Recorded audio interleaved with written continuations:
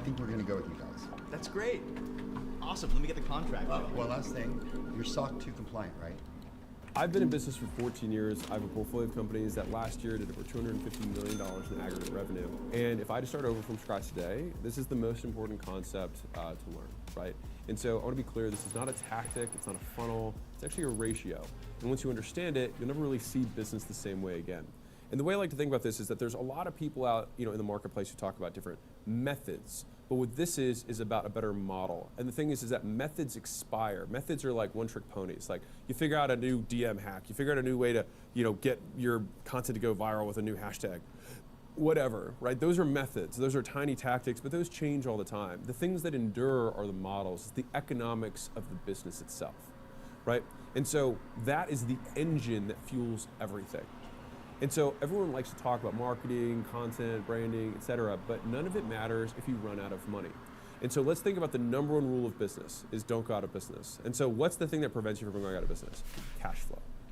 And so if you can manage your cash flow, then you can basically stay in business forever. You can continue to play the game. In Silicon Valley, they're able to do this by artificially inflating the cash they have in the business by raising money from the outside. Now, the vast majority of businesses, 99% of business owners, don't have outside investors beyond themselves. Most businesses are bootstrapped. And so if your cash is the only thing that business relies on, you better well make sure that you build a business that makes cash flow so that you can stay in business. And so what I'm going to walk you through is basically the concept that unlocked my business career.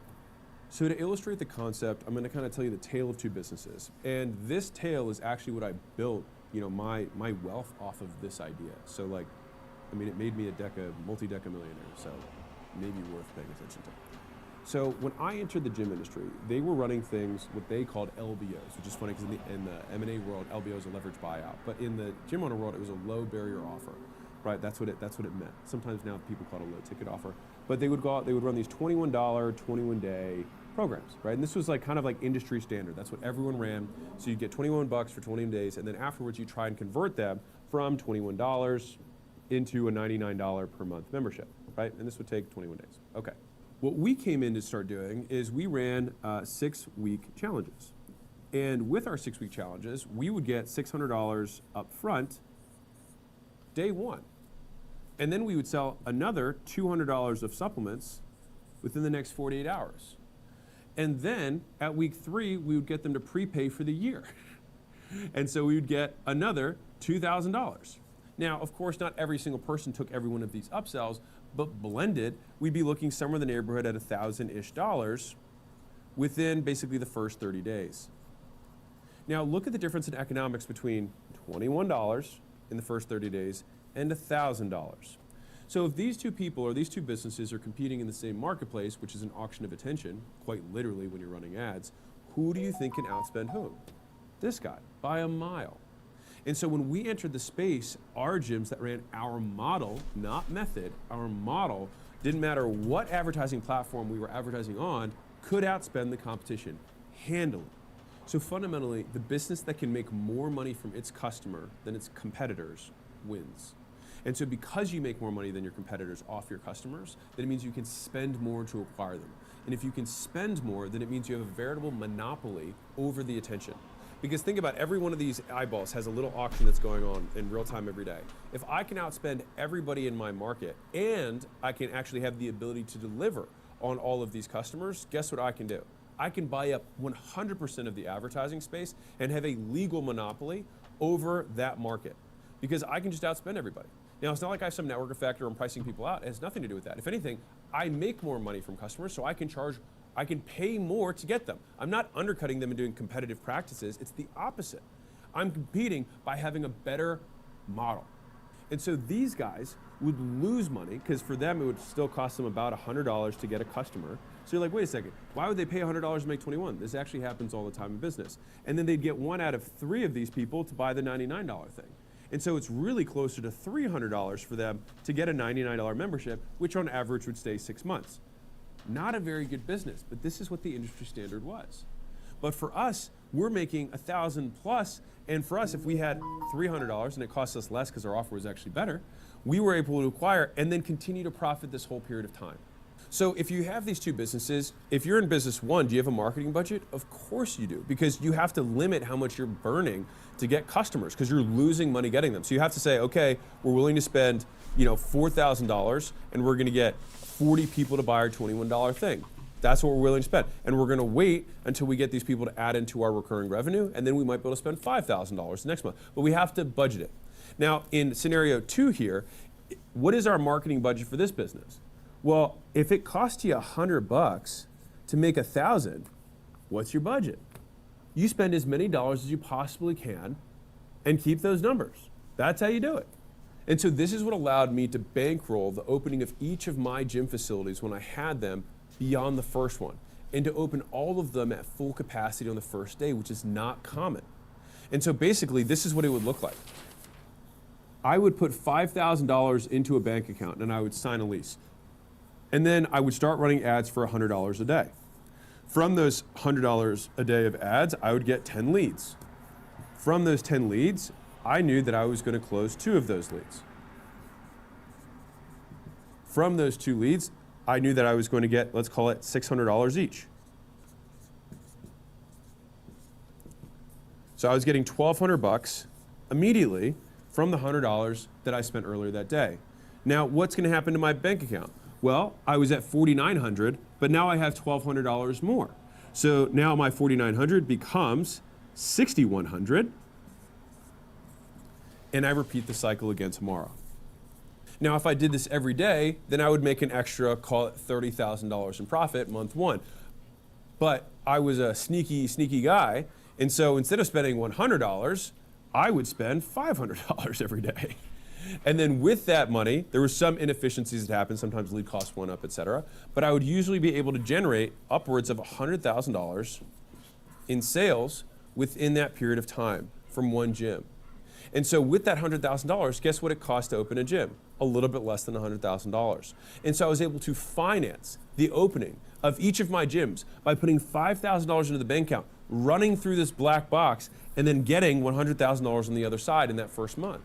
And so that then allowed me to buy the equipment. I did the flooring, I bought the sign, I did the painting, I put the lobby in place, I got my weights, I got everything I needed, the sound system, right, merch, all that stuff set up so that at the end of the 30 days of the pre-sale, I could then kick the gym off completely outfitted, completely paid for by the customers that now started. And then 6 weeks after that, we would roll those customers into a recurring membership. And then at that point, 6 weeks later, the business was cash flow positive. And this is how, when I was in my very early 20s, I was able to open up 6 locations off of the cash flow that the business was able to generate, and in such a short period of time. And so the thing is that every single business can build a box like this with skill. So coming back to the number one most important business concept, this is what you need to know. Number one is Did design teach anything? What's a customer worth to you?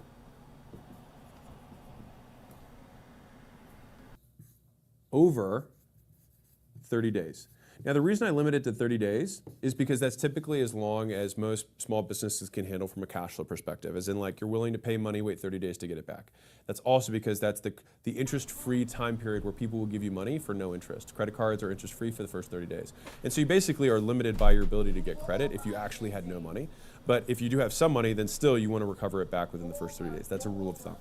Now, the second thing is, okay, we know what a customer is worth to us. We know what gross profit, how much we're going to make from them after we pay the cost of delivering whatever it is that we sell. The next is, what's a customer cost me? Now, what I'll be clear here is I'm not talking about cost me to deliver. I'm saying, what does it cost me to get them? So what do I have to spend in marketing, in advertising, in content, in sales commissions to get a customer in the door? And you have to know these two numbers. Number one and number two. And ideally, number one is greater than number two, right? Like we want to make sure we're making more money from customers than it costs us to make it. And the thing is if you don't understand your business math, you'll continue to blame other things, right? You'll continue to blame your methods. Oh, Facebook doesn't work for me. Oh, outbound doesn't work for me. Oh, content doesn't work for me. Well, imagine you're in this scenario, right? Is it actually an issue with Facebook ads? Is it the ads that aren't working? Is it the method that's not working? Or is it the model? You have a model issue. if you could make hypothetically $1 billion from a customer, you could spend 12 cents to reach every single person on earth and just try to get one customer. That would be a business that could probably spend a lot of money. Real quick, I have a gift for you. This is the $100 million scaling roadmap. It's something that my team and I put 200 plus hours into building and breaking the stages of scaling into 10 steps. All right, and so what we did is we broke down everything that basically got us stuck and what we did to break free at each level of the business. And if you'd like to know what product, marketing, sales, customer service, IT, recruiting, human resources, and finance look like at the stage that you're currently at, this is a free gift. So all you have to do is go to acquisition.com/roadmap. You can plug in your business information. And if you want our help, you want my help to help you break through whatever level of scaling you're at, this is not a promise, I'm just saying I'd love to help. On the thank you page, you can book a call. Every month we have a workshop out here at my headquarters. You actually talk to my real team that does our marketing, does our emails, does our ads, does our copy, does our sales, does our finance, does our recruiting. The real people are doing this at a very high level. And what's really cool about that is that they can typically find and spot what the constraints are in a business like that. And so it's one of the most valuable things that I could possibly do. Obviously, space is limited based on our actual headquarters. But if that's interesting, on the thank you page, you can book a call. No pressure. This is a gift either way. It's absolutely free. Now, I've been hiding the real words for this, but thankfully, business actually has a term for this, which is the lifetime gross profit, which is LTGP. Sometimes people refer to this as LTV or CLV, customer lifetime value, lifetime value. All of these more or less mean the same thing. What's the amount of money you make after you spend whatever you got to spend in delivering for the customer? What's the extra cash on top? If they pay you $100, it costs you $20 to deliver a sandwich, $80 is your gross profit. If they do that 10 times, $800 is the lifetime gross profit. All right, now, what's a customer cost me? This is CAC. This is cost of acquiring a customer. That's what that stands for, all right? So this is our ratio of LTV to CAC. Here we go. Now, if you can do this math for yourself, and I'll give you the back of napkin way of looking at this because you're probably like, I don't track this stuff, and that's okay. Look at what you spent in marketing for all of last year. Okay, so do a whole year. Very simple. You can just look at the line item. What'd you spend in advertising? What'd you spend in labor that's associated with it? So you might have a videographer or a contractor. You might have spent some money on ads. You might have spent some money in commissions. Everything that it takes to cost to get a customer. Okay, all of those costs, you add them together, and then you look at how many new customers did I get last year? Maybe you got 100 customers, and let's say it cost you $100,000. Okay, so that means it costs you $1,000 per customer. Okay, this should make sense. That gives you how much your CAC is. And the nice thing is that CAC's the easiest one to calculate. You just literally look at your cost divided by customers. That's it. I'll give you the back of napkin simplest way to do it, which is revenue divided by number of total customers.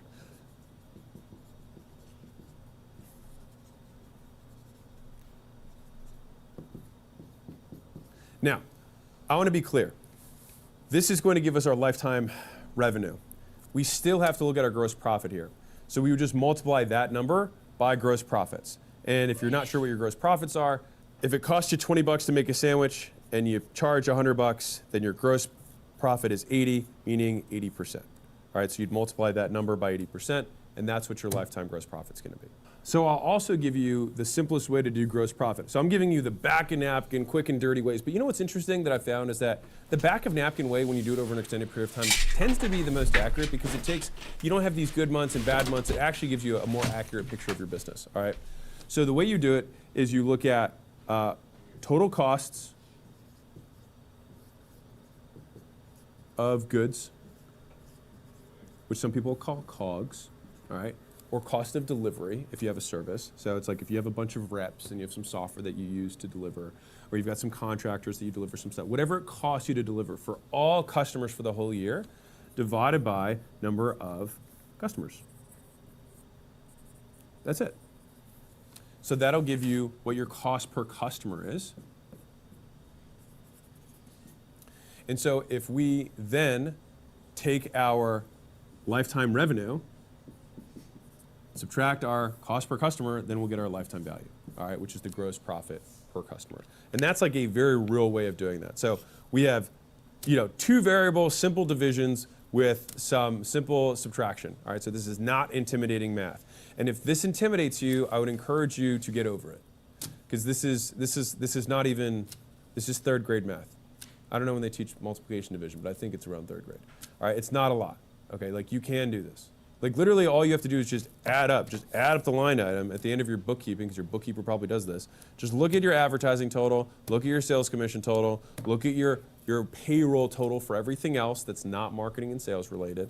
And then you add all that stuff up together and you look at how many customers you have in total that are active, and then you divide it. And so the end result here is that you're going to have an LTV number, a lifetime gross profit number, whatever it is, and you're going to have a CAC number on average for the last year.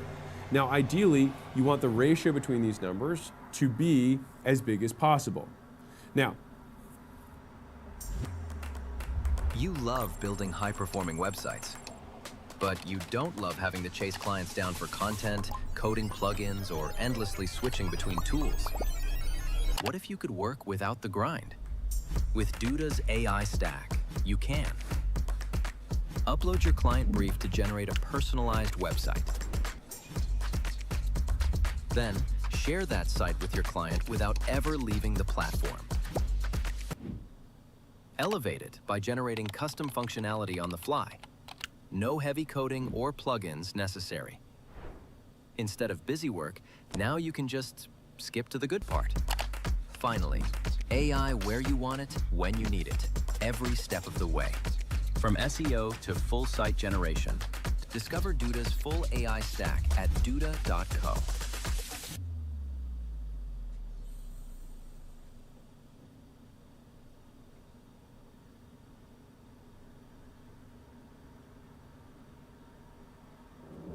Right now, as you watch this, your brain is being hijacked. You think you're in control. But there's a backdoor to your mind that 99% of people don't know exists. In 1914, a discovery was made that should have stayed buried. The hidden switches that control human behavior were exposed. For over a century, a select few have used this knowledge to manipulate millions. They've made women smoke, nations fight, and complete strangers stampede to buy things that they never even wanted. The man who started it all wrote, "We are governed, our minds molded, our ideas suggested by men we have never heard of." He called it the engineering of consent. And it's being used on you, right now, every day. That ad that read your mind, that video that made you buy, that post that made you furious, it's the same playbook, same psychological trigger, same invisible string. In the next few minutes, you're going to discover the exact system has been hidden for over 100 years. The same dark psychology that built empires, toppled governments, and created billionaires. The question is, do you want to remain the puppet or learn to become the puppet master?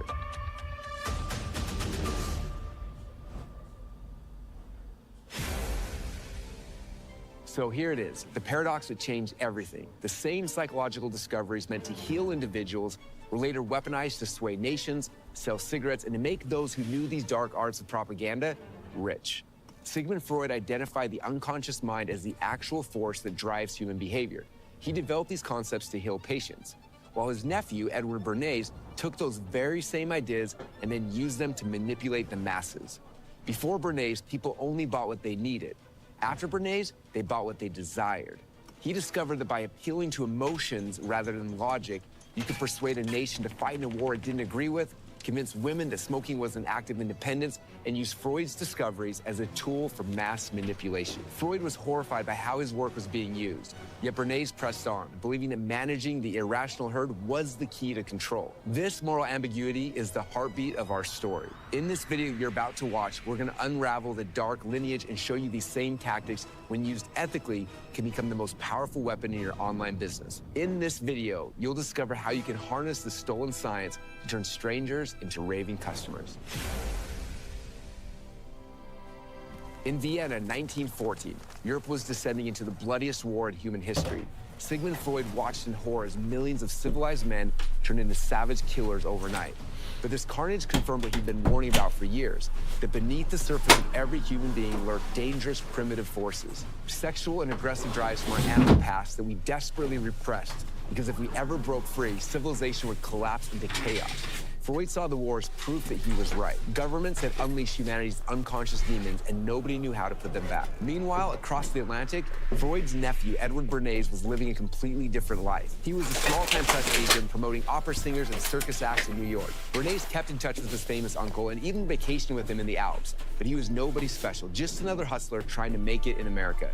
And then America entered the war, and everything changed. The government hired Bernays to sell the war to the American people. President Wilson claimed that America would fight to make the world safe for democracy. And Bernays' job was to make people believe it, and he was disturbingly good at it. So good that when Wilson arrived at the Paris Peace Conference, Bernays witnessed something that would change his life forever. Massive crowds surged around the president like he was a god.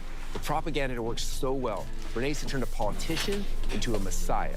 And standing there watching the screaming masses lose their minds over a man that they'd never met, Bernays had a revelation. If you could use propaganda to control people during war, why not use it during times of peace? Bernays had stumbled onto the power of propaganda, but it wasn't until he discovered his uncle's work and understood the science to explain it that he was able to replicate and exploit it. While in Paris, Bernays had sent Freud some Cuban cigars as a gift. Freud responded by sending his nephew a copy of his General Introduction to Psychoanalysis. Reading it, Bernays became fascinated by Freud's theories about the unconscious mind, these hidden irrational forces that secretly controlled human behavior. But where Freud saw danger, Bernays saw dollar signs. I'm going to give you three kind of considerations for this. Many of the people in the software world, the very smart Silicon Valley people, talk about a rule of thumb of 3 to 1. Which is you want to make sure that you're making at least $3 in gross profit per customer for every dollar it costs to get them. Okay. Now, having done business for a while now, that is only true under the conditions where you have all three elements of business that are automated. And you're like, what are the components of business? Basically, lead generation has to be automated. Conversion has to be automated, so sales. How are you going to get people to give you money? All right. And then you have delivery or fulfillment. These are the three components that have to be automated. If all three are automated, yes, 3 to 1 works. Now, if 2 of the 3 are automated, right? So let's say this one isn't automated, this one is, and this one is, then I think you change that to about 6 to 1. Now, if 2 of them are not automated and only 1 of them is, I think you change that to 9 to 1. That's at minimum. And then finally, if all 3 are not automated, meaning you have people at every one of these steps in the process, you need to be at over 12 to 1. Now you might be like, wow, that's a lot different than what I have. Right, and that's why we need to improve it, which is what I'm gonna talk about next. Now, you might hear this and then wonder, like, wait, what degree is this, like the checks and the X's, what does that even mean? Okay, so lead gen, something that's high leverage would be like making content, that's one to many. Running ads, one to many. Those are things that would qualify to me as being high leverage. It's not one person, you don't have manual labor that's really installed there in order, you're not limited by human. Now, if you're doing manual outreach in order to get customers, you would be limited there, right? If you have viral coefficient, it's all word of mouth and it's compounding, that has high leverage, right? So if you're doing outreach as your primary way of getting customers, but there's nothing wrong with doing that, to be clear. But if you do a manual process, then you're gonna have an X here. So it's gonna mean you're gonna have to increase your LTV to CAC ratio. Now, if you're like, why do I have to do this? The reason that this ratio has to increase is because there's a number of costs that the business incurs as you scale. So number one is, the cost of getting new customers is actually going to go up as you go to colder and colder markets. Cost of getting a customer, believe it or not, always goes up over time. So you might, whatever you have today, believe it or not, is likely going to be the best cost to acquire customer you're ever going to get. All right, because CPMs go up over time, this is a fact of life. More competitors enter the marketplace, this is a fact of life. And even if neither of those things are true, and you just went into colder and colder markets, as in you scaled up your advertising, you're going to reach people that the algorithm thinks are slightly less likely than the first people that they displayed your ads to, which means it's going to cost more because it's going to have to show it to more eyeballs to get the same number of conversions. So it's going to cost you more per customer. You're going up the interest graph, right? You're going up kind of the normal curve of people who are less and less interested as you go colder and colder and spend more and more. That's number one. The second reason that this is important is that you're going to put in layers of infrastructure in your business. You're going to have levels of management, and these things, although they suck, still add cost to the business as it scales. And so you're going to need some padding in terms of your lifetime gross profit to be able to afford this level of scaling. And typically customers that come in later are less sold on the idea and sometimes are worth less. So they actually end up spending less money over time.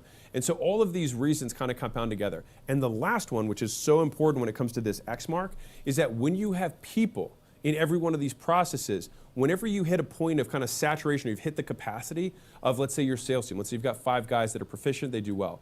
Well, at some point, you're going to have to scale your sales. And so you're going to bring a 6th person in or a 7th person in. But that new sales guy is not going to be as good as the first 5. It's going to take time for them to get good, for them to get on-ramped.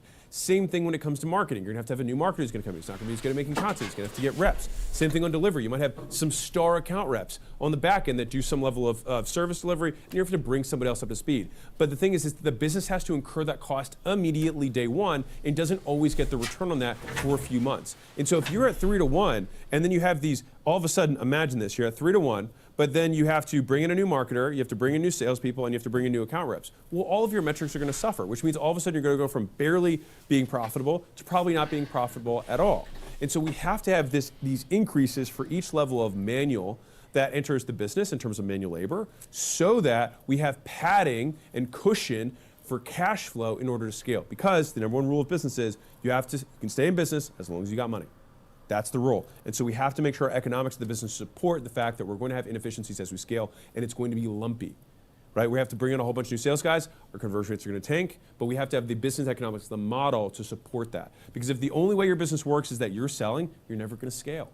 You have to fix the model. I could make 20 books and movies on on what you do to increase this ratio. How do you improve it, all right? So off the top of my head, all right, some things that you can do to immediately make more money. Number 1 is you can raise the price. Number 2 is that you can decrease costs. Number 3 is that you can have upsells. Number 4 is that you can add downsells, which means that a higher percentage of customers who otherwise wouldn't have bought now do. So you actually make more money per because you actually sell more people. If you start selling expensive people who would have bought an expensive thing, a cheap thing, you make less money. So you got to be very careful with downsells.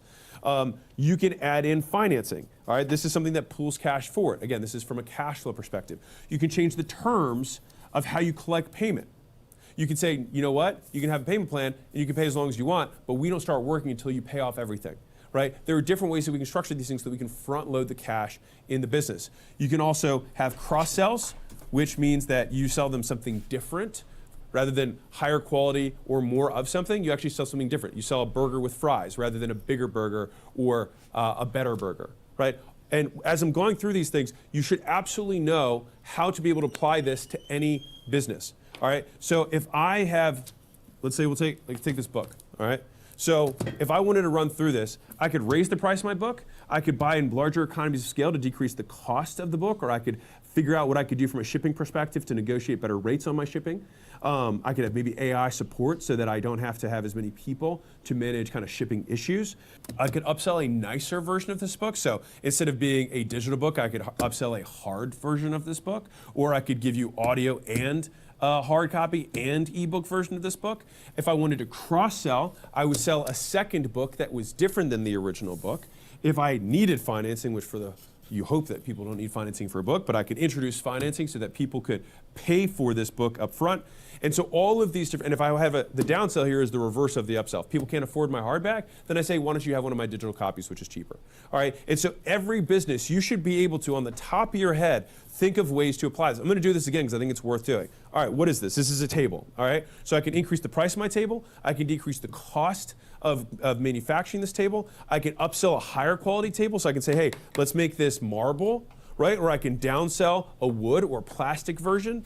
I can cross-sell chairs or table covers that go with this thing. I can add a warranty on top of this that I can upsell or cross-sell, excuse me. I can add financing, or I can change the terms of collection. All of these things are things that can drive up the lifetime value. And if you can't go through that exercise with your business, you don't understand your business well enough. You can absolutely do this with any business. It's actually harder with physical products than it is with services. Now, of course, what every business owner wants is they want cheaper customers, because no one ever wants to admit that their business isn't that good. And the reality is most business owners want more leads, and it's usually the last thing they really need. They really need a better model so they can afford more expensive leads. And that gives you a competitive advantage. You wanting cheaper leads means that you're competing on methods. And that means that somebody else can copy your methods. And if they have a better model, they'll still outspend you. And so the model is the competitive moat. A method is a one trick, right? And that will expire. So you want to always double down on the model. And obviously, you want to know what's up to date right now. Hey, if you can get customers for cheaper, let's do it. But the long-term thing is you want to make sure you have a better model. Now, how do you decrease the cost of getting customers? All right. So you can improve your offer, right? How do we make the thing that we have more compelling? We can improve our ad creatives. So this is better ads. So think about this in terms of volume and quality. How do I put out more ads? How do I have better hooks? How do I remake my winners? We can also increase CRO, so the conversion rate optimization in terms of our pages. So are we split testing our pages, split testing our follow-up, or split testing the scripting that we're using on the phone? Are we training our team if we use phone sales? All of these things decrease your CAC. On top of this, we can go to, I'll just say, cheaper CPMs, which is you're going to advertise in places that cost you less per eyeball. Now, again, lowering CAC is not necessarily the answer. You can lower CAC, but that assumes that and again, CAC, not cost per lead, because you can get very cheap leads very easily, but you might not get good leads. You might not get customers if you do that. And so we really just want to maximize for our return between these two numbers. So I'll give you a hypothetical example. Let's say in scenario one, actually, I'm going to give a fresh page here.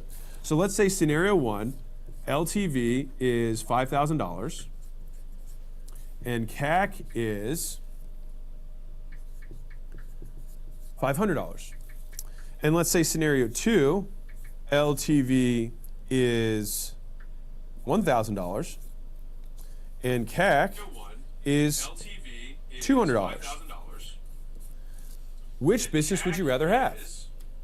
Well, if you just said, hey, I want cheaper customers, then you'd say this, but does that make sense? No, because you're getting 5 to 1. Wouldn't you rather put $500 in and get $5,000 back because now you're getting 10 to 1? And so obviously this, business number one, is the better business to own, even though it costs you more than twice as much to get a customer. And so we want to optimize for our returns, not for one specific number of I want the cheapest leads or I want the cheapest customers. You want the customers that are worth the most relative to what you pay. This concept, if you actually can internalize this and actually choose to make decisions about your business like this, because I'm telling you, right now, most business owners optimize for this. They say, oh, this is getting us cheaper customers. Let's advertise broader. Let's make sure that we open up the top of the funnel. Well, guess what? You're going to get way more, and you're going to get way more trash. And then all of a sudden, you're like, man, all these customers suck. Well, it's because you're not willing to spend more to get a better quality customer. But the thing is the higher the customer is, typically, the more expanded this LTV to CAC ratio gets. So wouldn't you be willing to spend $1 million to get a customer that pays you $20 million? Yes, and sometimes that's what it is. It costs a ton of money, but then you make so much more. But you've got to be willing to pay to play. So this is how real business works. Everything in business changes once you understand this. All you have to do to stay in business is you have to have cash. And in order to have cash, you need to increase what you make versus what you spend to make it. And managing that ratio and the payback period of when you get that money back is going to be the lever on how quickly you can grow and reinvest the money back into your money-making machine. So if you can spend more to get customers than your competitors can, you win. And this is what I wish someone had told me or got me to explain year one. And so hopefully, now you know. If you are lacking AI confidence, AI certainty, AI clarity, and you know you need to take AI to a whole nother level in your life if you're going to compete in your career, in your business, or the company you want to start, then you need to join the AI Amplifier Club that Tony Robbins and myself started with our brand new and amazing partner, Igor Pagani, who we believe is the #1 AI educator on the planet. And right now you could try it for $1 for a limited time. That's it, no catch. It's $1, and we're going to donate that $1 to Feeding America. That's a big cause of Tony and I's. We've already done about 2 million meals in the last couple of weeks. We want to add to that, and you get a full 30 days to see for yourself why there is no other community on the planet that you're going to want to be a part of. And after the 30 days, if you don't love it, you click one button. We still know donate the $1. If not, you could stay a part of this community to buy back time, to leverage that time, to gain the confidence, to gain the clarity, to get the blueprints, to get the playbooks, to get the prompts, to get the hacks, and get reviews and monthly trainings with some of the most incredible AI experts in the world. We interviewed 50, Tony and I, over the last 6 months. We pick our favorites to come in and teach you. If you want that clarity and connection, then go take a $1 trial right now. Click the link below, reserve your spot. All of this stuff comes with it and so much more. It's not overwhelming. It's not for the super advanced person. It's for everybody who's been dabbling. It's everybody who's using it that knows there's another level. For those of you that want to implement in your business or maybe your employees, this is for you. If the 3% of you that are experts, probably not. But everybody else, Go take the $1 trial, join the AI Amplifier Club. You're gonna fall in love with Igor Pagani, plus you get the foundation of success from Tony Robbins and myself. You're not gonna wanna miss this. Go, hurry up before it's gone.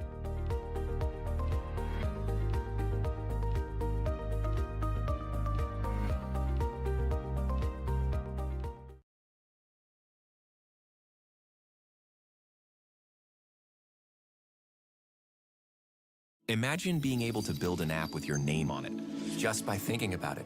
Meet Base 44, a complete AI creation platform. Describe what you want, and watch it take shape. You can plan, customize, and expand in any direction. From tools built for one, to platforms ready for many. From passion projects to enterprise-grade systems. Everything is built in and ready to launch. It's a new world of creation, where you can go as far as your imagination takes you. Can you imagine it? Let's make your dream a reality, right now.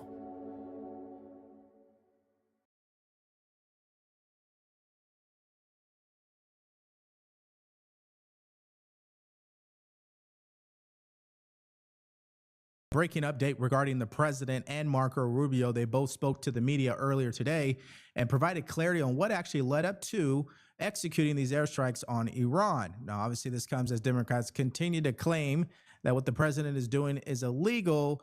But what happens when we actually look at the law? What does it particularly say? Well, we'll show you that in this video. But let's first start with what the president just said. Take a listen. The worst case scenario that you have planned for in Iran? Well, I don't know if there's a worst case. We have very much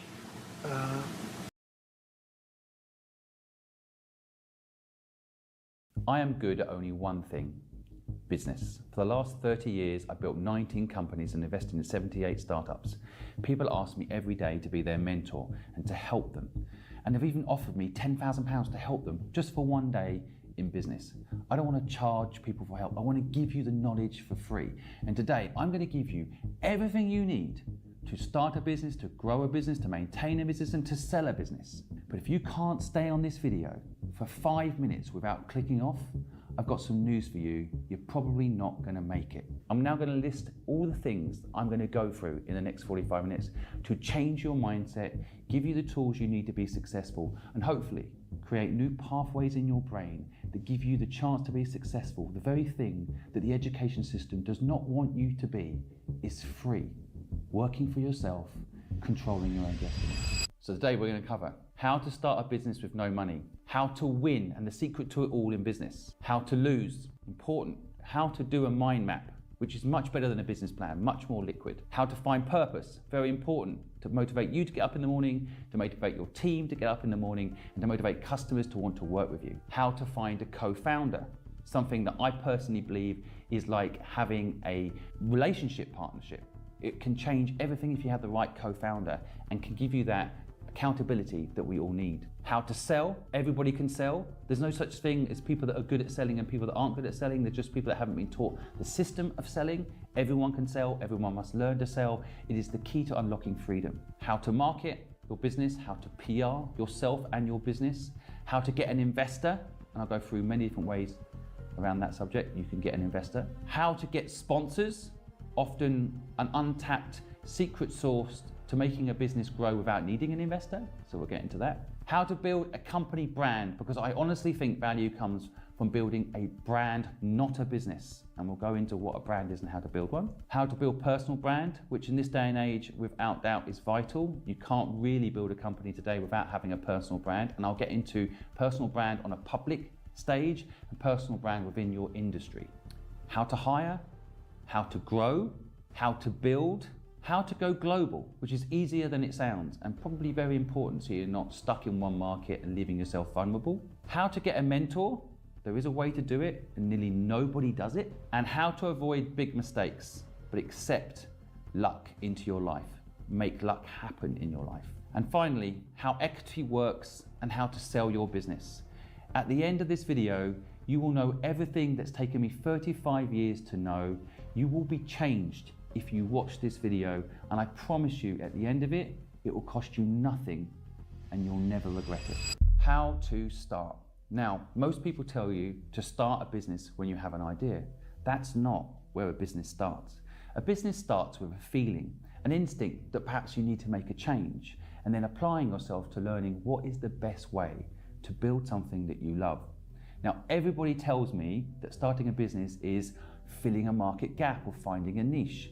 That is not true. One of my most successful early companies was a company called Fluid. This company turned into one of the biggest agencies in Asia, which I sold to PricewaterhouseCoopers for more money than I'll ever need. And when I launched that company, there was 500 other businesses doing almost exactly the same.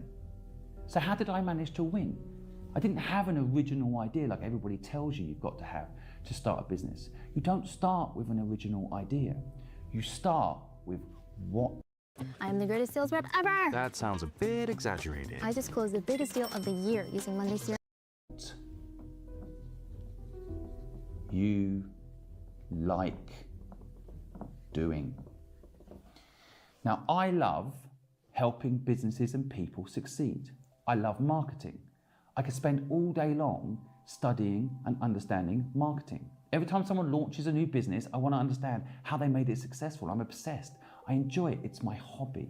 There is no work-life balance. There is only syncing up your life with your business. And so I believe the first step in starting a business is following your passions. Now, everybody tells you that that's not the way to start a business because often your passions initially don't necessarily generate revenue. But that's because you haven't applied a business mindset to what you love. So I loved marketing. And I started a creative agency called Fluid that helped people come up with marketing ideas to make their businesses successful. Now, there were many companies doing it, but not many of these people doing it loved it like I did. So I evolved my marketing abilities, pushed the boundaries of what was possible, used new technologies like, at the time, email marketing and direct marketing that no one else was doing because I was obsessed with what is the latest thing. And for you, the way you do it is you've got to write down what you like doing and got to write down what you don't like doing. What you love doing, you've got to get really good at. And what you don't like doing, you've got to outsource and not do it. The school system has taught you the wrong thing, that if you're not good at something, you need to spend more time getting better at it. That is a lie. You've got to spend more time getting good at the thing you love to do. Get obsessed by it. And that's actually where a business idea begins. Because once you have figured out what you love doing, the next step is the idea. Now again, people will tell you that you need to come up with an original idea. That's not true. The second thing is when it comes to an idea, you can actually combine forces with other people. So back to my example, when I launched Fluid, I loved marketing. And I met someone who could take my marketing ideas and turn them into graphic illustrations and brilliant presentations and abilities to help that company in a visual way understand my idea. So I teamed up with her and created a 50-50 business partner, and I'll come on to equity later in the video, that was literally the springboard to one of the most successful companies in Asia in this space. So the key is not coming up with an original idea and trying to do it all on your own. The key is coming up with something you love linked to what you do, and perhaps if there's a gap within your ability to execute on what you love, find a partner. So for example, if you love writing, then write a book. And maybe you need to find a partner that can publish that book, or find a company that will publish that book, or get someone to help you, like an agent, find someone that will publish that book. And that's where it really begins. In the idea phase, it's got to link to your passion.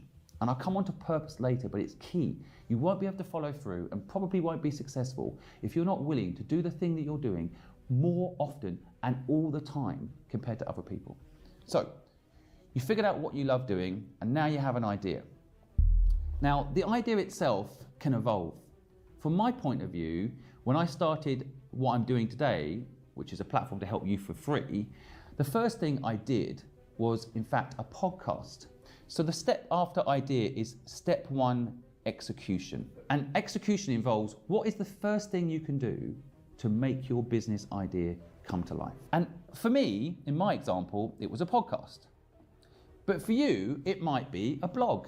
It might be a LinkedIn post. It might be setting up a social media handle and starting to post up your photography. Whatever the first step execution is, do not make it too hard for yourself. In my case, sitting down, interviewing people I found interesting, recording it and putting it up would serve the purpose of giving people mentorship in a podcast for free, which was my first step in my mission in my recent business. So all I really did was get a microphone, sit down and record conversations. Now, if you go back and look at those very early podcasts, the execution was not brilliant. The guests were good, the execution was not great. I had a rubbish microphone, I had a rubbish camera, and I slowly improved. And step one is come up with a simple execution plan.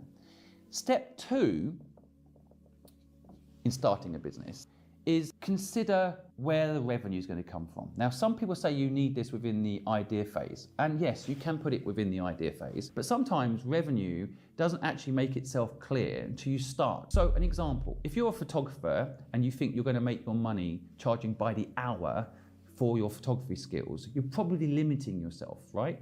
So you're probably better off initially taking pictures of things you love and putting them up online and seeing if people would buy them, seeing if people would license the pictures, experimenting with revenue models and seeing what sticks. Sure, maybe people will book you by the hour, but why would you start off with a revenue model that limits yourself? So I think when building a business, the thing to really think about is not necessarily revenue, but experimenting with different ways to make money from the thing that you are doing. So again, when I launched Fluid, most companies charge by the hour for their marketing consultancy service. We didn't. We charged by the outcome of what we did. So if we helped a company be successful, sell more product, we took a percentage of those sales. Now, that was not part of most companies' business models because most people start with an idea and then they do a revenue model and then they start. A famous quote is, everyone's got a plan till they get punched in the face. And the truth is when you launch a business, you just want to keep yourself nimble, like a boxer. You want to see what is going to be the best punch combination for you to make your business work.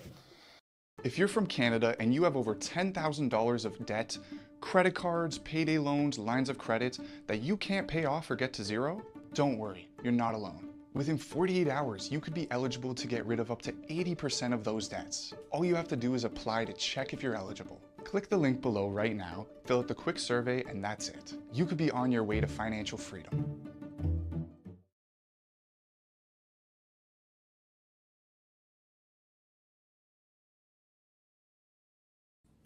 Hey, are you looking for a way to generate income online so that you can fund your dream of supporting missions and ministries?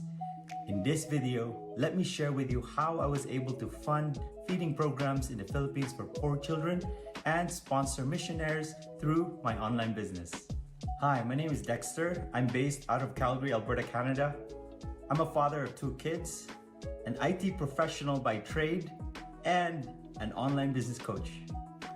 I've been a software engineer for the past 25 years. And finally, when starting a business, step 3 is you've got to make sure your purpose is strong. Now, you've made sure that you enjoy what you do, and that's great because that's going to help you get up in the morning. But actually, I believe new businesses today need to think about what they're going to do to make a difference in the world. How are you going to make sure that people want to work with you? How are you going to make sure that what you're doing isn't just for profit? Because if it's just for profit, everybody that works for you is going to want more money. Everybody that's working with you is going to want to pay you less. But if you have a purpose bigger than yourself and identify that purpose and install it in your business, I promise you, you won't be managing people anymore. One of the biggest stresses of building a company. You won't have to manage people because you only have to manage purpose. Now, I'm going to go into more depth how this all works, but a lot of what I've talked about here already has cost you no money. You haven't had to spend any money. Now, even if your idea is to launch an app that costs £1 million to develop, start off with a service business. Start off with a revenue-based model that can get you there. So an example is Airbnb. When they launched, they actually sold cereal boxes at conventions. It was enough to be similar to Airbnb because some of the first accommodation Airbnb ever sold were at conventions. People would go to see Obama speak, go and see different politicians speak at these conventions, and they would rent out rooms on Airbnb later. But initially, they sold cereal boxes, Obama reels, at this event, at these events, to get to know their customers, connect to their customers, have a conversation with their customers, and make money. And that is the money they used to initially get the business going. So I will come on to other steps later now in the video about raising money and other ways to do this. But if you do these first few things, your business is up and running, it's cost you no money, and I promise you, because it will have purpose, because you like it, and because there's a revenue model behind it, you will do it, it will happen. So how to win in business? Let's say you've already got a company, you're not winning and you want to win, or you want to know the secret formula to winning. And having built nearly 19 companies, I'm on my 19th business now, how to win in business is actually very simple. Now, I mentioned earlier having purpose and you personally being passionate about it, that's definitely going to give you an edge, because most people are not loving what they're doing. So if you are, you're already winning. But there is a secret formula to winning, and that starts with a couple of things. Number one, delayed gratification. Spelt completely wrong. You get what I mean though, right? Delayed gratification is the number one reason that businesses win. You don't rush to charge customers, for example. You let them help you succeed. So the first customer I ever got in my agency, Fluid, I actually did the work for free. Now, a lot of people say don't do the work for free. I don't agree. I built up a relationship with that customer. I over-delivered when it was free. And that meant once they were happy, not only did they use me forever, for the 16 years that I ran that company, they also recommended me to everybody. They felt like they were part of my early journey. Getting your customers on side is another element of winning, but realizing that if you delay getting gratification, you will make more money. And there's so many examples of this. If you look at big businesses, they spent years making no money. And then when they had the system all in place, huge databases, for example, then they can monetize. And people don't wait long enough. The other thing you can do is have a very strict moral code within your business, a culture. Culture will eat strategy for breakfast every single time. You've got to make sure that your culture in the company is client-centric. A good example of this is Amazon. I'm just saying that they do actually focus on their customers as a culture. And I think that a lot of people are too busy, for example, thinking about how they can get money out of their customer and not thinking how they can bring value. And if you want to win, bring value. You want loyalty, bring value. You want them to follow you, promote you, share you on their stories, care about you, talk about you when you're not in the room, then show them some love. It sounds simple, but people don't do it because they're too busy not waiting for the payoff and too busy not installing a culture of patience, a culture of caring about your customer. And then the final thing is luck. Now, luck is not a subjective thing. Luck, I have discovered, is hackable. And you can hack luck 3 ways. First, be persistent. And what I mentioned earlier about purpose and loving what you do will help you be persistent. You have to outlast other people. When I launched my company, Fluid, in Hong Kong, I had so many competitors. But slowly but surely, they all shut down, went bankrupt. They didn't care like I did. And I think that whole luck thing is about persistence. That's number 1. Number 2 in hacking luck is know your destination. What is success for you? What will make you happy? What do you want? Big company, small company? And by the way, a big company is much easier to run than a small company. Aim for a big company is my recommendation. But that's my opinion. It might not work for you. So I suggest you define success for yourself. Today, success for me is having the time to take my son to school and be able to pick him up. It's having time to do the exercise I want to do. That's how I define success. So I never sell hours. And we'll come to that in a little bit, why you should never sell hours. But luck is hackable. You have to be persistent. You have to know your destination. And finally, you have to learn to take risk. Be careful with sayings out there trying to trick you into options that are not true. So the worst one is the harder you work, the luckier you get. That is not true. That is a lie designed to make you work hard. If it was true, every nurse in this country would be a millionaire. It is not true that working hard equals success. What equals success is taking risk. You have to learn to take risk. Lean into fear. Learn to love fear. Embrace it. And then you can take more risk. And the more risk you take, the luckier you get. Learn to build culture into your businesses about the long term and learn to hack luck. You will win. The secret to it all is learning to accept that you could lose everything and it doesn't matter. You've got to be willing to risk it all. Take a chance and go for it. Do not rush. Do not see this as anything but a marathon. It's not a sprint. Enjoy the journey. Don't rush. No one can beat you if you do it. So delayed gratification is key. Brands like Facebook and Instagram, although I'm not a fan necessarily of these platforms, they personify this concept. They did build massive user bases, but they didn't monetize them at the beginning. They waited. They just kept building value in their platforms for the users, and more people kept signing up. And they didn't actually monetize for a very long time. I think Facebook was nearly 10 years before it started making money. And although I'm not suggesting you wait 10 years and those companies have different investment structures, which we'll talk about a bit later, it is important to understand how important this is to building a successful long-term business. Do not think about making money straight up. Build a brand, not a business. And those businesses like Facebook and Instagram, they waited a decade before they started monetizing. And as soon as they started monetizing, Facebook in particular, it started to decline as a brand. Less people liked it. Too many ads on the screen, too many annoying buttons that didn't have any relevance to them because they were suddenly trying to make their client happy, the advertiser, and no longer focused on the user in the same way. So be careful. But that is how you build massive economic moats. People like Google, similar. At the beginning, no revenue. YouTube, at the beginning, no revenue. Focus on building something that has value for people. Delayed gratification is one of the secret weapons in building a sustainable, large, and successful business that you love. Next up, how to lose. It might sound like a strange title, but it's the number one thing I've noticed that people don't learn to do that doesn't allow them to be successful. This all stems back probably to school, where you were told that success was getting an A. It's not. Success is actually accepting failure, learning to bounce back from failure, embracing failure, having learnings from the businesses that I have been involved in that have failed, have allowed me to be successful. I guarantee you, if I hadn't lost £1 million on doing a comic book business, I wouldn't be rich or successful today. I needed to learn how to fail. I needed to accept losing. It's key. And so how do you build the stamina and the ability to lose? The first thing you realize, number one, don't let things own you. If you let things own you, you are controlled by the very thing that's meant to bring you pleasure. You have to learn to lose those things and not care about those things. The second thing, to lose, you need to let your short-term ego go. Now, ego is actually a very powerful motivator, and there are different types of ego.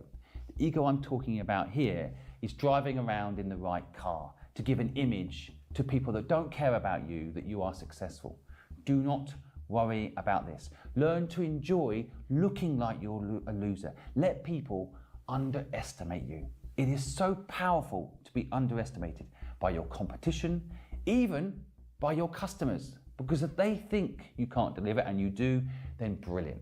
Do not worry about losing. Learn to be a D student. Love to fail. That's why 80% of A students end up working for D students, because A students are scared to lose. They don't want to lose.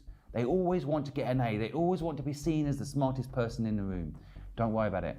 Learn to lose. Learn to embrace getting a D.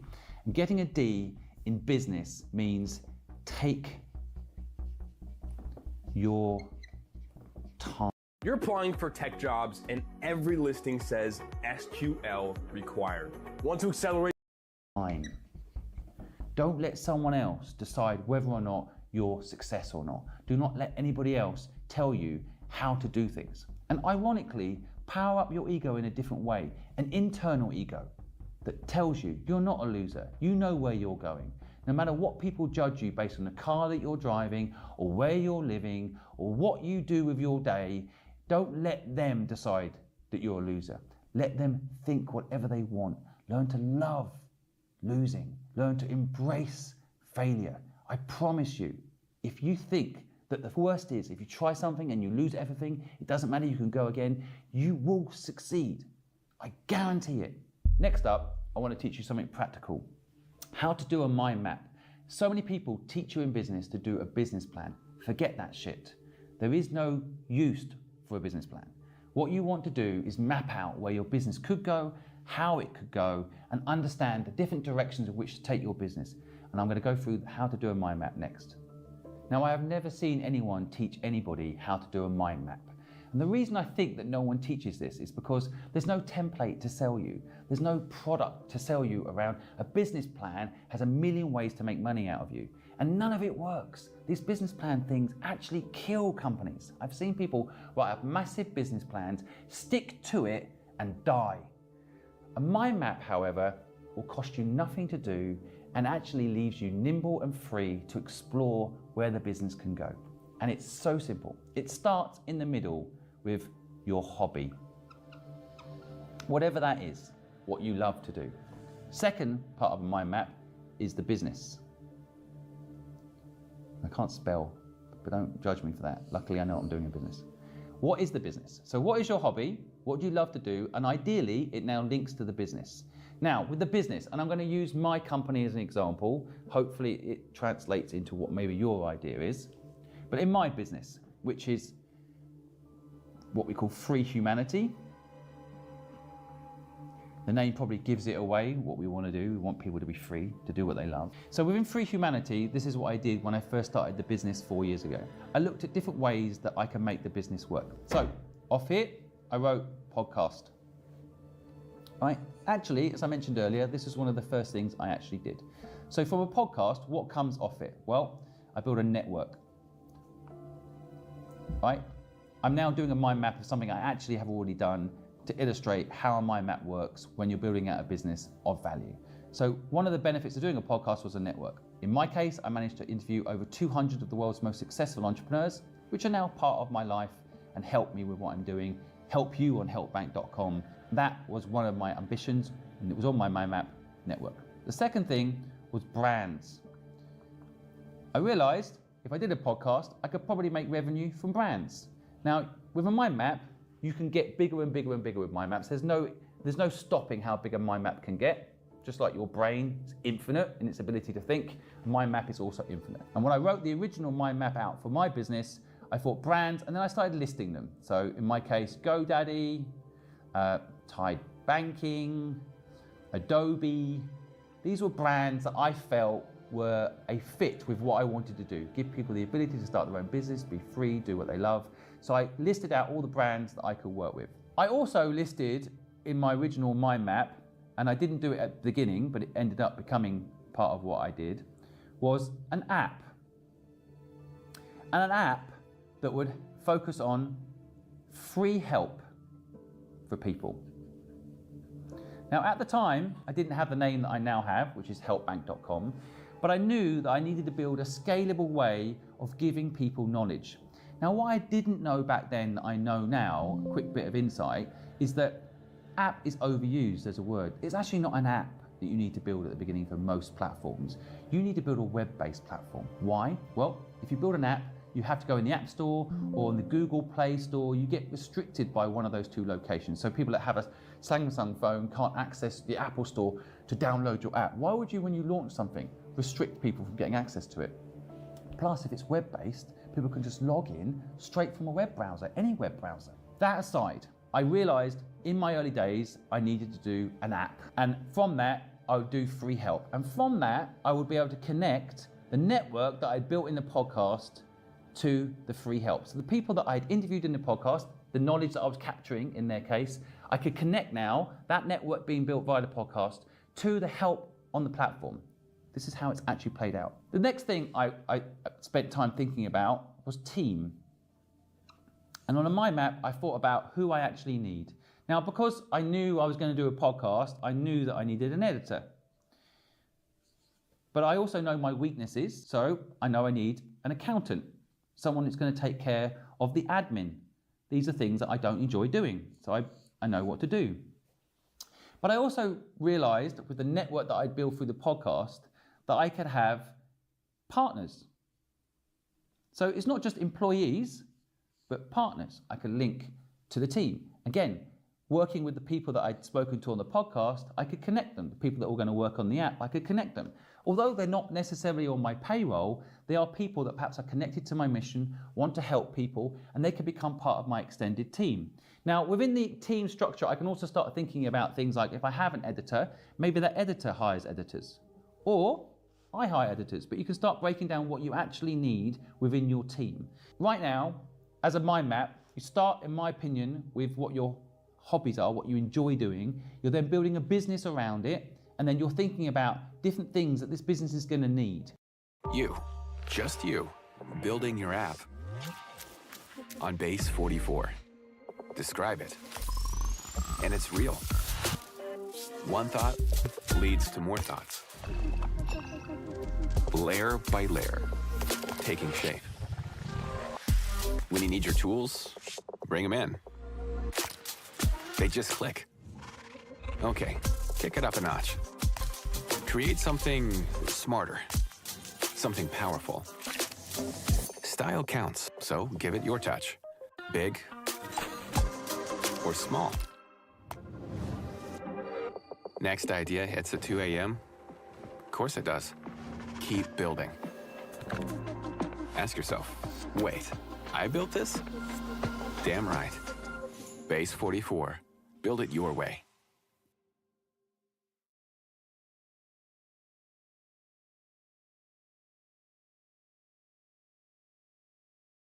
Now, one of the things that I spent a lot of time thinking about that I haven't yet done but will be coming soon in my platform was what else I could do that would scale the business, give it what it needed resource-wise, without necessarily me being involved in it. And at that time, back 4 years ago, the word was merchandising. So I wrote down merchandising.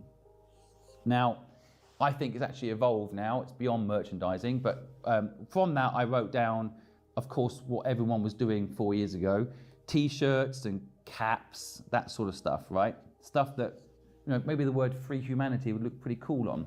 And I thought about, in those days, things like sweets and products that perhaps we could launch. And I wrote down basically any way, merchandise-wise, we could make money. Now, what's interesting is I'm about to launch a sweet brand called Busy's. It's taken 4 years to get to this part of the mind map, but it was on there. It was always on there. And ironically, when I was building team, if anyone said to me when I was interviewing them, they had some experience with sweet business, I made a note and kept them as someone maybe could help us in the future. Same with merchandising. Anytime I spoke to anybody that was perhaps looking at starting a t-shirt brand or working on building product, I'd see if perhaps they wanted to work with me in the future. Because once you know in your mind map one of the things that's going to come up in the future, you can look out as you're building other things for the very thing that's going to help make that happen. So this is a mind map. It is literally mapping out all the different things and different ways that your business can go. It's fun, it's simple, there's no template you can download and pay someone for, you don't need it. And the beautiful thing about a mind map is you're not fixed. You can start adding bubbles and adding things as things evolve, as people and the world change. You can start adding things and connecting the different dots between parts of your business. Something a 20-page document will never let you do because it's too linear. So that's a mind map. I hope it's a useful, practical tool for you going forward. How to find purpose. Now, this word purpose might sound woo-woo. They don't teach you it at school, in my opinion, for a reason. Because if you understand purpose, you're very unlikely to work for someone else. Purpose is a very personal thing. You can find other people with purpose, you can find your tribe, you can be free. But finding purpose is not an easy thing, and it's not something you've been given any of the tools in which to make happen. So what is the first step in finding purpose? And it's a very obvious step that people do not do. You think about it.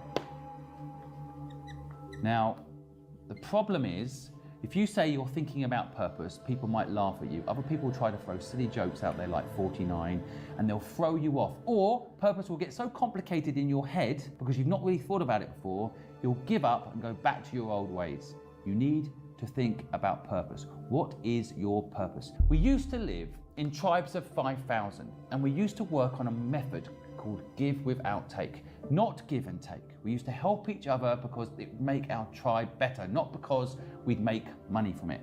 You asked me for help, I would give it to you for free. The world will be a better place. I'd get better at giving you that help for free. I'd become an expert at giving that help for free. Eventually, when I'm not in the room, people will talk about me and what I do because I become so good at helping people. But I think today that doesn't fit the narrative of working at a call center and picking up the phone and doing what you're told in a factory that Henry Ford created. So when the school system was developed, the word purpose wasn't included in any of it. They asked the wrong question of you. What are you going to do when you grow up, is what schools say. That's not the right question. What you should be asked is, what problem are you going to solve? So the second step in thinking about and finding, hopefully, purpose is what problem matters to you. Now, at first, nothing might spring to mind. If something has jumped into your mind, then great. In a minute, I'm going to explain how you action that.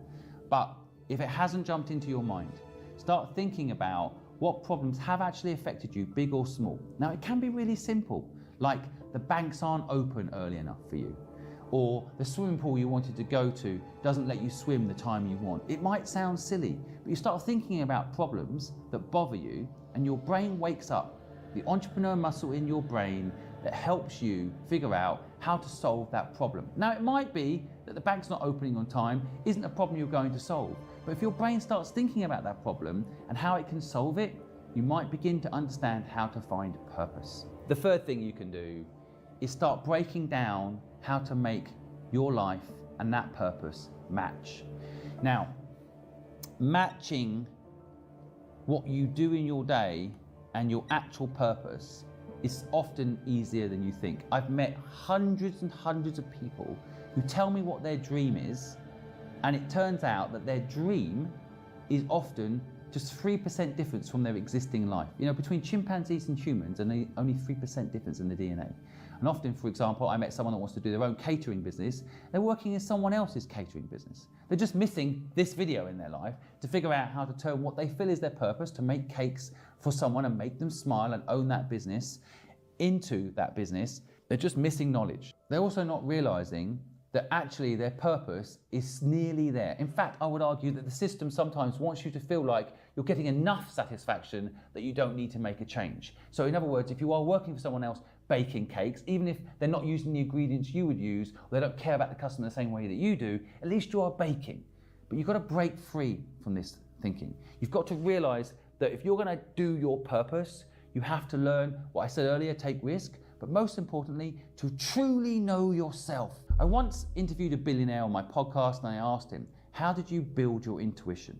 And he said to me, I used to go and ask my mum or my dad a question when I was young, and they both used to say to me, you know the answer, you know it. I never gave him the answers. So he had to go away and figure out the answers for himself. And that in itself is the point I'm trying to make here. You have a purpose. Yes, I can help you get there, but you need to ask yourself, what is that purpose? How are you going to make it happen? How are you going to get there? And you do it by thinking about it, asking yourself not what you're going to do when you grow up, but what problem you want to solve, and then matching your life to that problem. And the final thing I'll say, you don't have to do this thing on your own. Let's say you care about climate change. And I would just say, we don't need to save the planet, we need to save humans. When the humans are gone, the planet will be fine. But let's just say you care about saving the planet. You can go and work with other people doing something in this space. The only thing I would say to you is make sure you ask for equity wherever you work. I'll come to that a bit later, how you do that and why you should do that. But that can be still a way for you to have the life you want. You can find your purpose and then go work with someone that's actually doing it. So in my organization, behind the camera right now, is a whole group of people, talented people that care about the same thing as me. So they can go off and help people in their own way like they want to, or we can come together as a team and solve the problem together that people don't have the knowledge they need to do what they love. What I have noticed is that once you find your purpose, and this is what you need to be careful of, is that you don't think that it's such a big purpose like solving the world's problems, that you don't do it. You can team up with other people to do it. And I will tell you, 1 + 1 = 11. Remember that. Once you know your purpose, you can seek out people and communities and old days tribes to help you go and fix this problem with other people. But if you don't know what that purpose is, you won't do this and you will get stuck working on someone else's purpose, someone else's destiny. And I promise you, it's harder to work for someone else than work for yourself, despite what you have been told. Hey man, what's the best advice you can give someone that's in sales? Switch to Monday CRM. Oh, awesome. How to find a co-founder. Now, if you're someone that likes to work alone, you can perhaps skip this bit. But I would say to you before you do, make sure you understand the power of a co-founder. Sometimes we get caught in our own ignorance bubble. We think we know what we know, but you don't know what you don't know. So be cautious before you skip this section that you're absolutely sure that a co-founder cannot bring you value. I will tell you first up why a co-founder can bring you value. It's a bit like if you get a gym membership, you probably don't go to the gym. But if you have a buddy who goes to the gym every morning, you often have accountability and you go. For me, that's one of the #1 reasons I love having a co-founder. Now, there is a counter argument to having a co-founder you'll hear from many people, which is, well, why would you give up 50% of your company to have a co-founder? I personally would rather have 50% of a business I enjoy that's successful than 100% of a nightmare and a failure. And I honestly think, with all my heart, that if you get a co-founder, your life is better. How do you get a co-founder and what should you look out for is something I'm now going to cover. But I want to just say, you have to think carefully about the equity structure. And later in this video, I'm going to talk about equity, and it's going to be important, and it's going to connect back to this. But for now, I'm just going to talk in this bit about how to get a co-founder. Now, the first step is to identify what I said earlier, which is, what do you love to do and what do you hate to do? Be honest, be clear. Hate and love, right? Hate and love. Now, once you've identified what you hate to do and what you love to do, you can identify what is the perfect co-founder. Because you want someone that has the opposite skill to you, but, and this is very important when looking for a co-founder, I'm going to put it as #2, has the same moral code. This process of finding a co-founder is pretty much the process of probably finding a partner in life. You're going to spend a lot of time with this person. This person is going to become literally your business life partner. And if you do it right, it is for life. Like, I have in business done businesses with people, and even when I've sold that company, I've done another business with them. If you get it right, it is a lifelong partnership. And so you want to make sure you're honest and clear about what you hate doing and what you love doing, so that the person comes in and works with you. One, doesn't question you or cross over with you, lets you run your area and gives you respect. Equally, you have the same with what they do. You write down exactly, in detail, what this person looks like. And I would go as far as to say, you write down how tall they are, what they look like, how they speak, their background, where they're from, everything you can possibly think of. Just as if you're picking a partner in life, what is it you're looking for?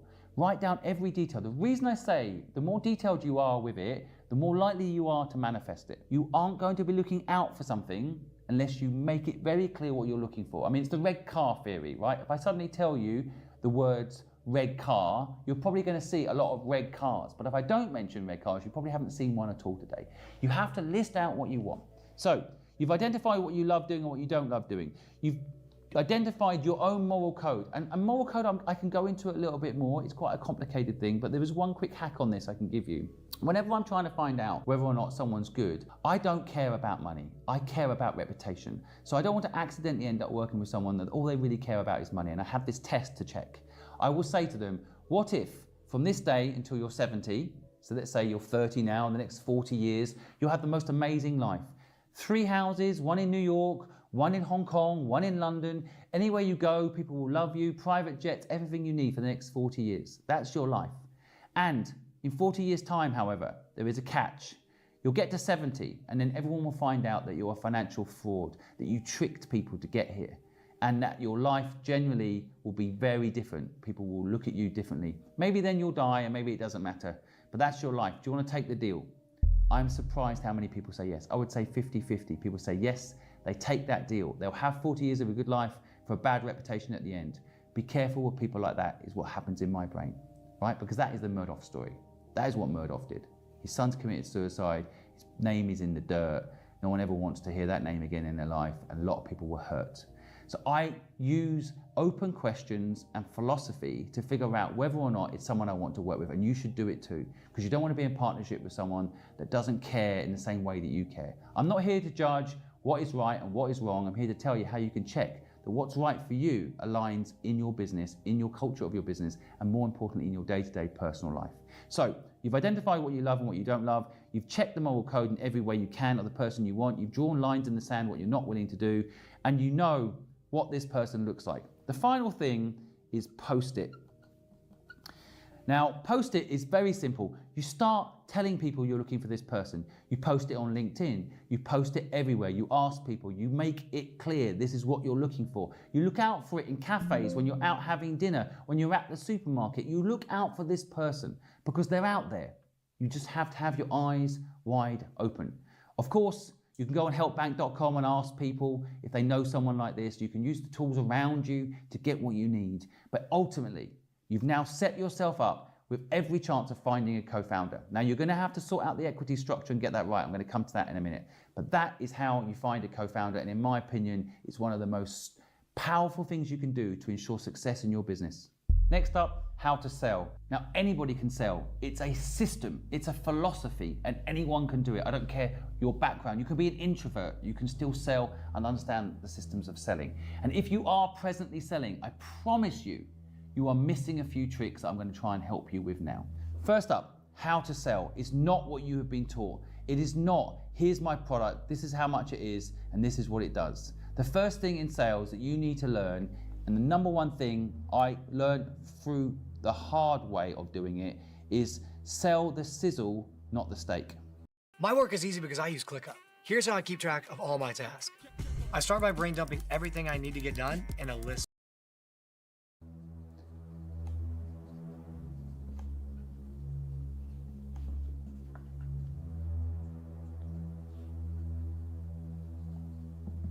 So what does that mean? Well, let's pick one of the best products ever sold, Apple products.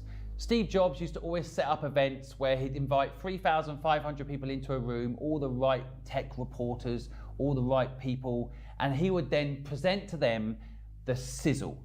He would not say, here's a phone with an Intel processor that has this and has that. He would talk about how this product was for the game changers, for those that wanted to do things differently, for the creative types. He was very specific about what the sizzle is. He didn't sell the steak.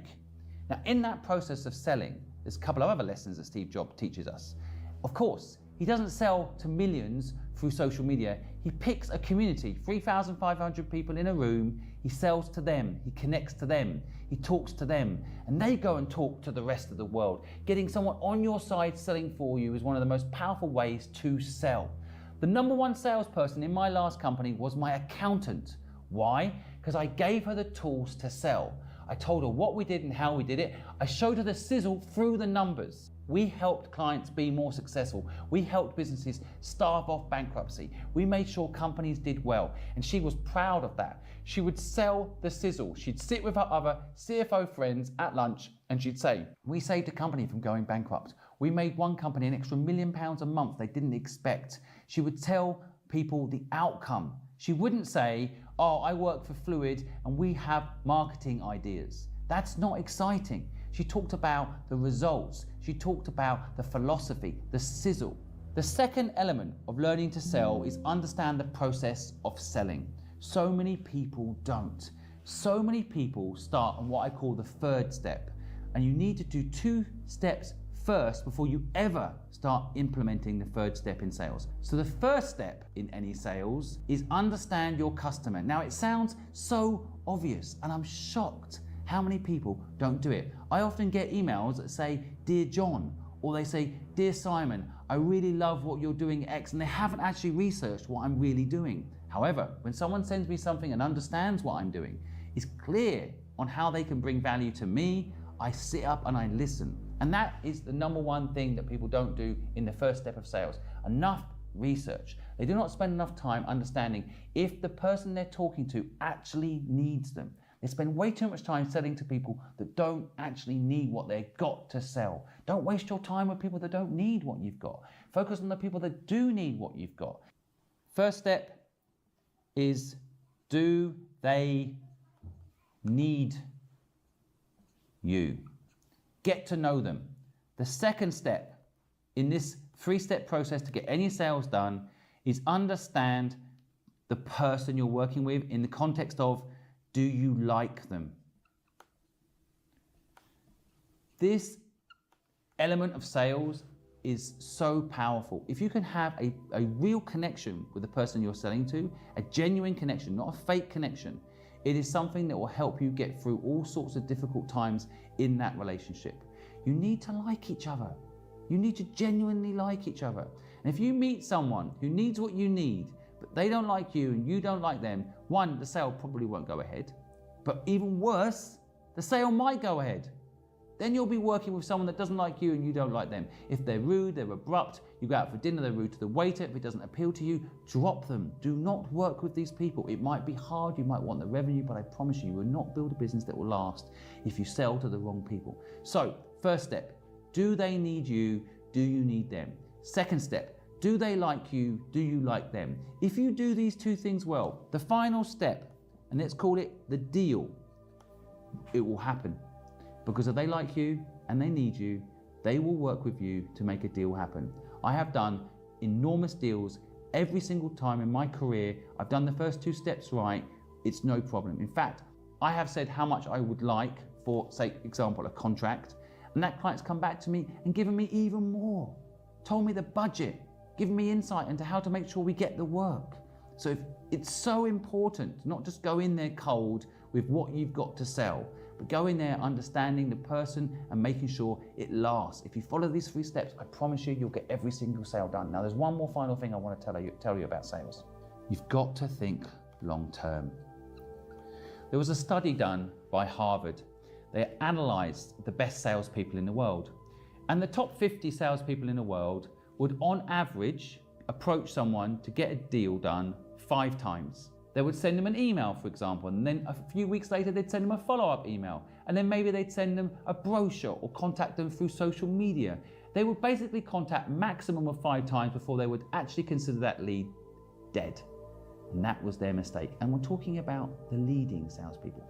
But the top 1% of salespeople, which it turns out I am one of these people. I didn't know it at the time, I now know it looking at the research. The top 1% of salespeople do something very different. When I started Fluid, I wrote down all 50 companies that I wanted to work with in the building of this business. And there were big names on there. And from day one, I built a system to reach out to them by hook or by crook in some way every single month.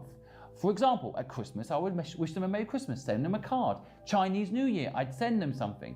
When I learned something about their industry that I thought could be useful to them, a bit of research, I would send it to them. I would always make sure that every single month I made contact with them in some way, not to sell necessarily, but to build a relationship, to get to know what their needs were. In some cases, I got those clients quite quick, but in the majority of the businesses, it took me, for example, 9 years to get some of those companies on board. Every single month for 9 years, I would approach those companies. And that's the secret to it. It's a long game. You have to apply yourself, build a system in sales that lasts. It cannot be one email, they don't reply, or one email and they say no. You've got to keep staying in contact with them. Building things like email lists are still very powerful. No, it's not as cool these days as being popular on TikTok, but I promise you, having an email list where you can contact that person regularly, keep them up to date of what you're doing, keep up to date with what they're doing, will ensure a sale at some point in the future, as long as you're politely persistent. I promise you, you follow these rules in sales, your life will change. I would add, in sales, people don't bring their personality into the mix enough. You've got to be yourself, be honest, be authentic. In sales, it's not about selling someone a car that doesn't work. That is bullshit. That is how people are projecting what sales looks like. Sales is about selling someone a car they actually need. I have seen in my own life, when I've gone to buy a car, the best salespeople tell me, you don't want this car, you want that car, in another showroom where they don't get the commission. I've actually had that happen. And when I saw that happen, I hired that person, because that person is thinking long term. They're not trying to sell me a car to make the commission. They're building a relationship with me, and that is what you need to do to be successful in sales. If you are lacking AI confidence, AI certainty, AI clarity, and you know you need to take... Next up, how to market. This is a deep subject, but I'm going to try and give you all the knowledge I've gained in decades of building some of the most complicated marketing structures there is. Now, marketing is one of the most important pieces in making a business work. And when I think about this subject, it's so complicated. I honestly think, because I know everything about this subject, it's like rocket science. I will start off perhaps by teaching you that in marketing, 50% of what you spend will probably be wasted. So if you've got 1 million views, but the wrong views, it's wasted. So marketing is about really experimenting.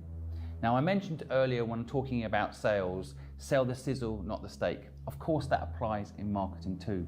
But marketing is actually about connecting with people over time. The biggest example is branding. If you get the branding right, people will resonate. You're probably a victim of this.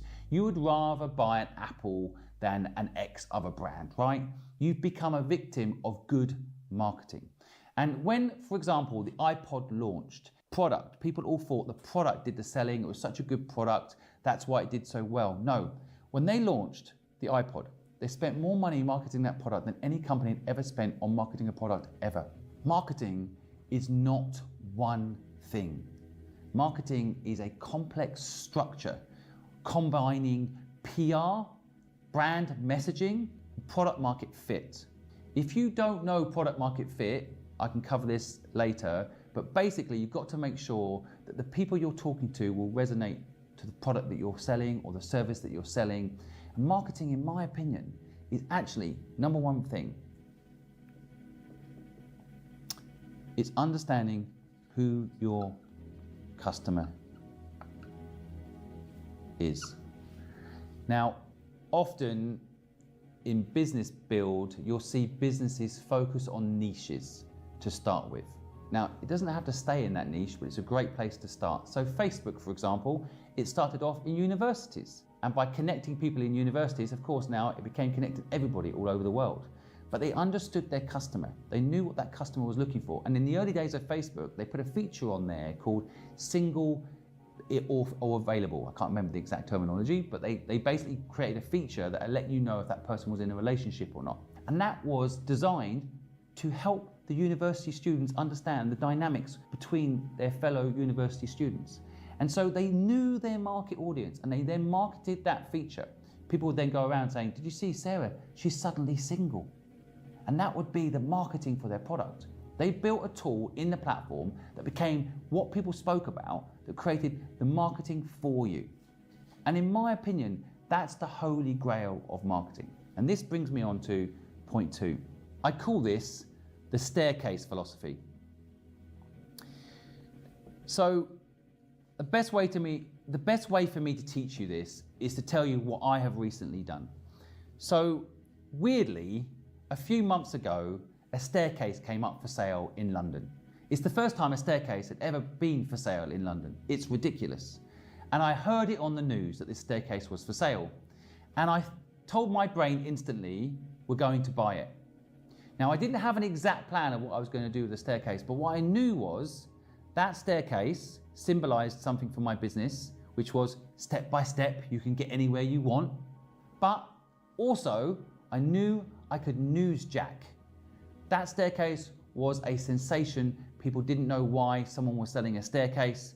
And 2 days after hearing it on the news, I owned it. I spent £26,000 buying it at auction, and then we did a couple of clever things that hopefully symbolize how marketing works. First up, as soon as we bought the staircase, the news channels that had reported it was for sale jumped on us. I knew they would, and they wanted to know why we had bought a staircase. And that gave us an opportunity to get on the front page of the New York Times, on the front page of the BBC, in every single newspaper around the world. Millions of US dollars worth of coverage for our platform because we bought a staircase. It doesn't seem relevant, but doing these wild things, these crazy things, can actually make a huge difference. One of the things that I always loved in marketing was when flash mobs were a thing. And what happened was suddenly you get a whole shopping mall, people would start dancing, and everyone would wonder what it was, right? That is brilliant marketing.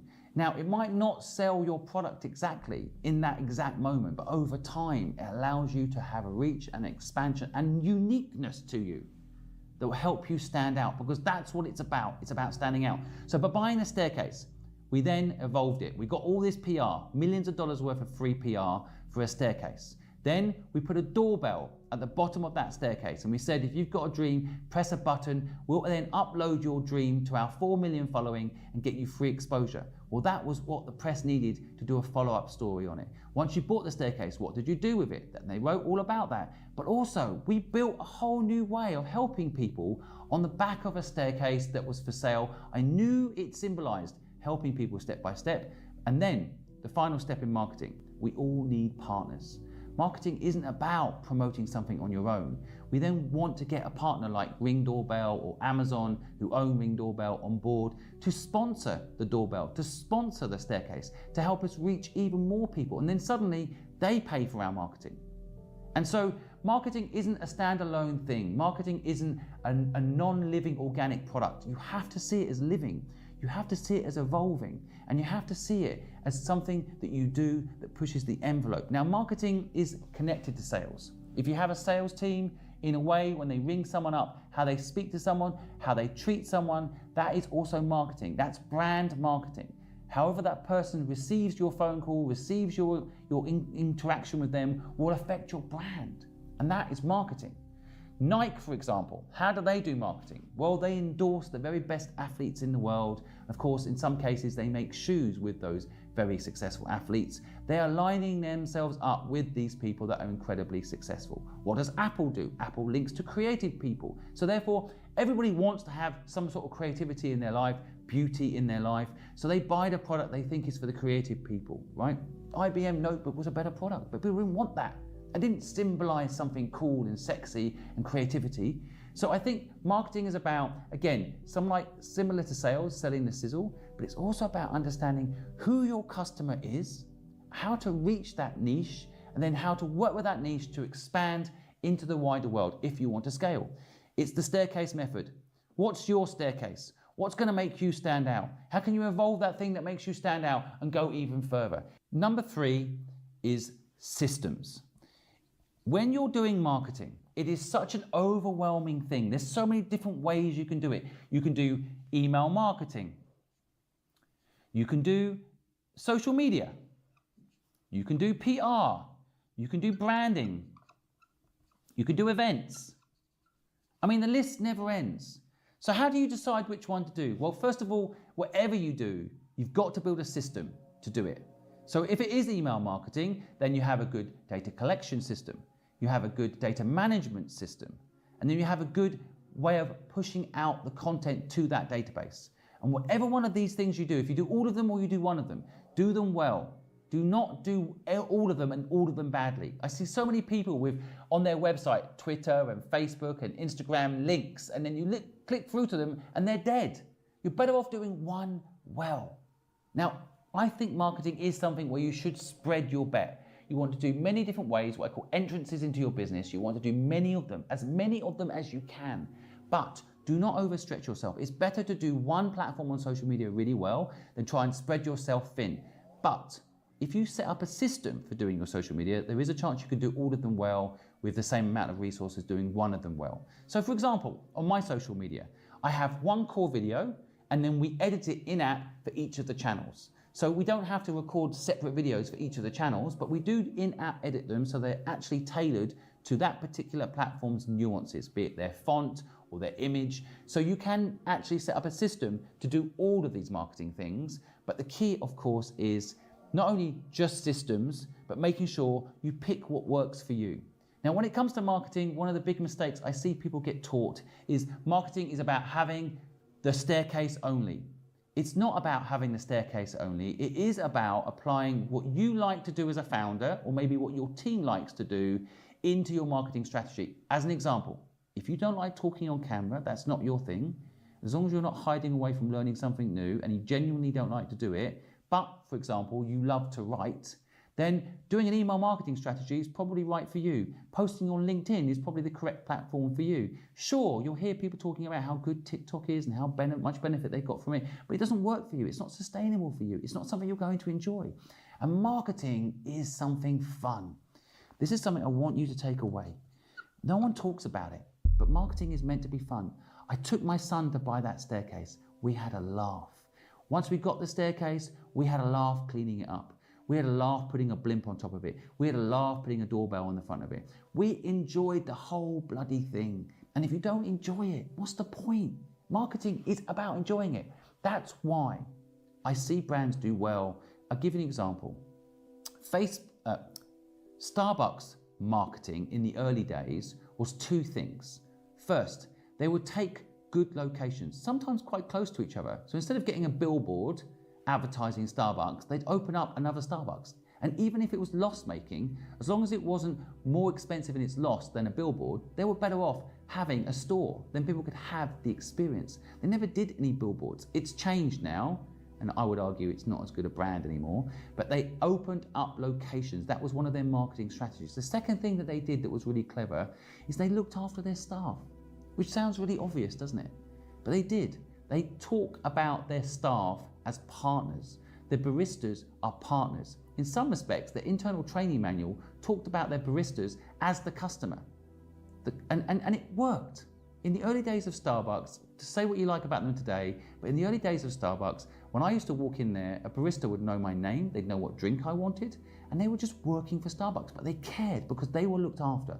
They were given medical care, for example. They were given full-time medical care even if they were part-time staff. They were given insurance and looked after, and they were given days off if they didn't feel very well. They were looked after. And I think that this is also part of marketing. It might not sound it, but if your people don't represent you, then good luck making everything else represent you, because those people will create all the things that represent you. So do include fun into your business. Do look at the nuances of your business and figure out what is going to be your staircase, and ultimately apply your marketing love to something that's sustainable, that's going to be enjoyable, that's going to be able to actually deliver the very thing that you want it to deliver, which I think should always be the promise of a better future for your customers. Next up, how to PR your business. Now, some of these things are interconnected, and sales and marketing all connect to how to get PR. But I'm going to give you some hacks and some insights in how PR works. And it is quite a complicated subject, but it's something, if you get right, can be a game changer for your business. Now, first up, I'll say getting PR has to be very targeted. I know plenty of people that have got PR for the money they've raised in their company, and it will go out to platforms like TechCrunch. It will make them feel good, but it had no impact on their business other than to make them feel good, which is fine, I guess. But I do think PR should be more strategic. I'd rather spend time reaching the press and actually getting a tangible result and not just playing to ego. So recently, for example, I was featured on the BBC News. They talked about what we were doing at the doorbell where people could pitch their dreams. And this led to hundreds of people finding out about it, going to our staircase, pitching their dream and helping them make their dream happen. Now that, in my opinion, is targeted marketing. Equally, I have done recently an article in a business journal that got zero reaction. Now, I was proud to be in the business journal.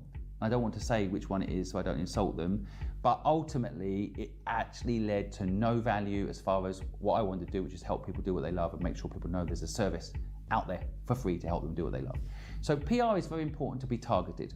And so I'll write that down first. Now, targeting can also be subjective, because a bit like marketing itself and sales, of course, sometimes you do need to cast the net wide and get as much coverage as you can. But if you do start to target your actual needs, it's much easier to get PR. I'll give you an example. If, for example, you want to let people know that you are now selling cherries on the side of the street, the best thing to do is get some PR in the local area that you live. Now, as much as it might be nice to say you've started a cherry farm selling cherries on the side of the street to make that farm work, probably could get you in a mainstream news channel, it won't necessarily lead to sales in the location in which you sell those cherries. So targeting and understanding exactly who you're trying to reach is actually the key. And it's more likely that if you are selling cherries in East Sussex, the East Sussex Times will cover you. It's more relevant, more chances of actually getting the PR than, say, for example, the BBC covering it, because it's not necessarily going to be that interesting. You could spend a lot of time and money reaching those people and then not cover you. The second thing I'll teach you about PR is journalists are lazy. So if you understand this and understand if you provide everything for them, then they don't need to do any work. You're more likely to get the press coverage. So what I always do is I actually write the press release like it's the actual story you want written, with a good headline that makes them happy that they're not selling you, because journalists don't want to write and sell you, they want to write something that's interesting for the reader. So making a good subject line that's good for the reader, making the story good for the reader, I do all the work for the journalist. And then things like photos, I take high resolution photos and I send them with the press clip to make sure they've got everything they need. All they have to do is say yes to the story and then put their own touch on it. Job done. They're human beings. They want to go out for lunch if they can. So if you can make it possible for them to go out for lunch and do their job, then you will win in PR. Too many people are lazy. They send press releases that are generic and they don't tailor it to the journalist they're writing to. So the other thing you need to do is research that journalist. Back to the targeting, you need to understand what that journalist writes about, what that journalist is interested in, and almost write in their style if you want that particular journalist to write about you. The third thing on PR I'll tell you is, there is a lot of companies out there that will tell you they can get you PR. Please be careful. Now, as much as it might be nice to just pay someone to do this, I have discovered doing the PR yourself, especially if you're a small business, can pay huge dividends. Why? Because you can make a relationship direct with the journalist. And how do you find these journalistic contacts? That's what the PR companies tell you they've got. You can go for a newspaper and find them. You can Google them. You'll find them quite quick. And one big hack I'll give you is Twitter in particular is really good to get hold of journalists. If you start following the journalists that you want to write about you and you start engaging on their posts, I would say that's one of the best ways to start building up a relationship with a journalist. Most people will reply to comments or read a comment that you've made on one of their posts. And weirdly enough, often journalists don't have big followings and they don't actually have a lot of comments. So you can start making a relationship, start commenting on something. If they post something about global warming and you've got a product that's helping reduce global warming, then you will get noticed if you start commenting on a story they've done about it. Start being part of their thinking when it comes to, I need someone to help me write this story. I need someone to give me a quote to make this story better. Start becoming part of that journalist's life. And it starts with just following them on Twitter or replying to one of their comments, engaging on one of the stories they've already written. Even online, things like Daily Mail, the journalists will read the comments on their own story. So engage. Engage is the number one thing I can tell you when it comes to getting PR from journalists. And finally, I have been involved in many conversations where I know brands have not worked with someone because they saw on someone's social media that they posted something obscene or rude or stupid. Remember, you as a business owner will always be the number one PR engine. Whatever you post up, be conscious, be careful. Think about your brand, think about the image that you're projecting. And I can't tell you enough how important this is. Because if you do the first few things I've just mentioned, you connect with the press, you know who you're targeting, and you're not lazy, you help them do it. If a journalist sees that you are out of control or inappropriate, they will not risk their job to write about you. So learn to be disciplined. Learn to be the brand. PR starts with one person having respect for you. So make sure you're disciplined. Don't be lazy yourself. Creating cool t-shirt designs has truly never been easier. Whether you're creating t-shirt designs for clients or for yourself, it can be hard to start from just a blank canvas. And that's why tons of professional designers and I myself use Kittle. For one, there's literally thousands of templates for every popular niche that you could think of. Two, there's unlimited illustration content because for myself, it's hard to start off with nothing and it's a lot easier to start off with some inspiration. So as you can see, there's lots and lots of templates that you can choose from, especially if you're doing a t-shirt design. And let me show you exactly how easy it is to edit. So all I'm gonna do is click on this one right here. And now you're pretty much free to edit all these elements however you would like to edit it. And what's also cool is that you can create multiple artboards on just one project alone. So for example, if you have a sleeve print on your t-shirt design, we can go ahead and create another artboard in the exact dimensions that we want it to be. And we can also create, for example, if this is the back, we can make this a front left pocket print. So we can also name it back, front, left, chest, sleeve. Now all we have to do is click this right here, edit the text, and check this out. How simple it's going to change it to the exact way that it looked.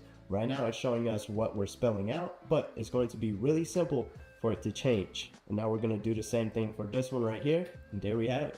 Now we can delete what we don't like and we can keep what we do like as well. It's really simple to make changes. For example, maybe I just want this to be a really simple design. I'm just going to move this down here, move this text right here so it's a little bit more easier to read. I do like this right here. And let's go ahead and move some of these stars as well. And now that we have that, I'm going to click on this one right here. And let's say, for example, you wanted to move this text to the front. Layers is also not a problem on here. So you can even bring this to the front, or you can go ahead and move the layers around down here to whatever it is that you may like. And let's say, for example, we wanted to add this text right here to the sleeve. We can copy it, paste it, and I'm just gonna drag it on over and check that out right there. Now I have this text also for my sleeve print, and I can also bring this right here. And let's say we just wanted a text of our brand for the front print. I'm gonna go ahead and copy this right here, paste this again.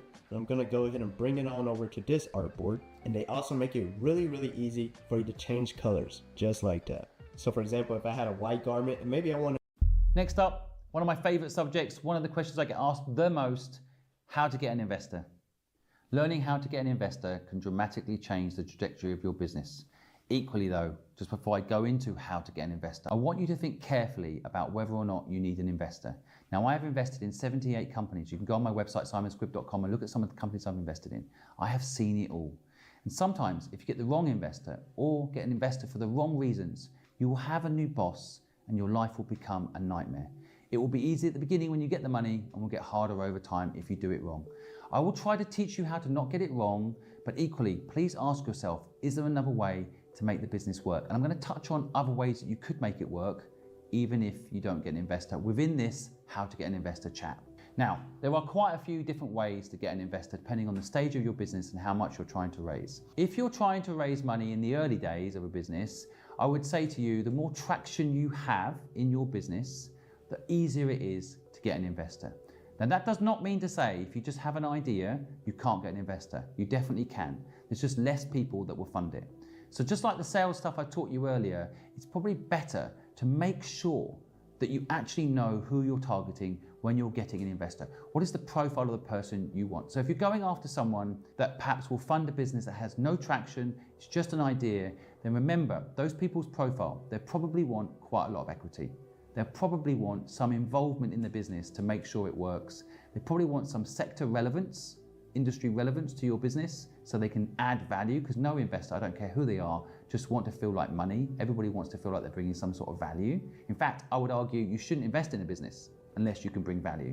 You've got to make the value the thing that gives you the edge to make that investment work. Otherwise, you might just invest in the stock market. If you can't bring value, you might as well invest in the stock market. And I don't think you make money from the stock market. Middle class people make money from the stock market. You make money like Warren Buffett makes money. You own a piece of a company you can influence. You can help make sure it's successful. So do your research. But these are the types of profiles that are often the best. Family and friends.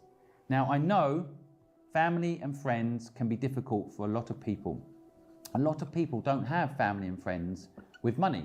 And I totally understand that. And I'll come to other methods. But I just want to touch on this first, because family and friends, the reason it's such a good thing to do is because they know you. You don't have to convince someone of your personality, your profile, your dedication. They will know all of that. They'll know the true you most of the time. That can be really powerful in speeding up the process of getting the money you need.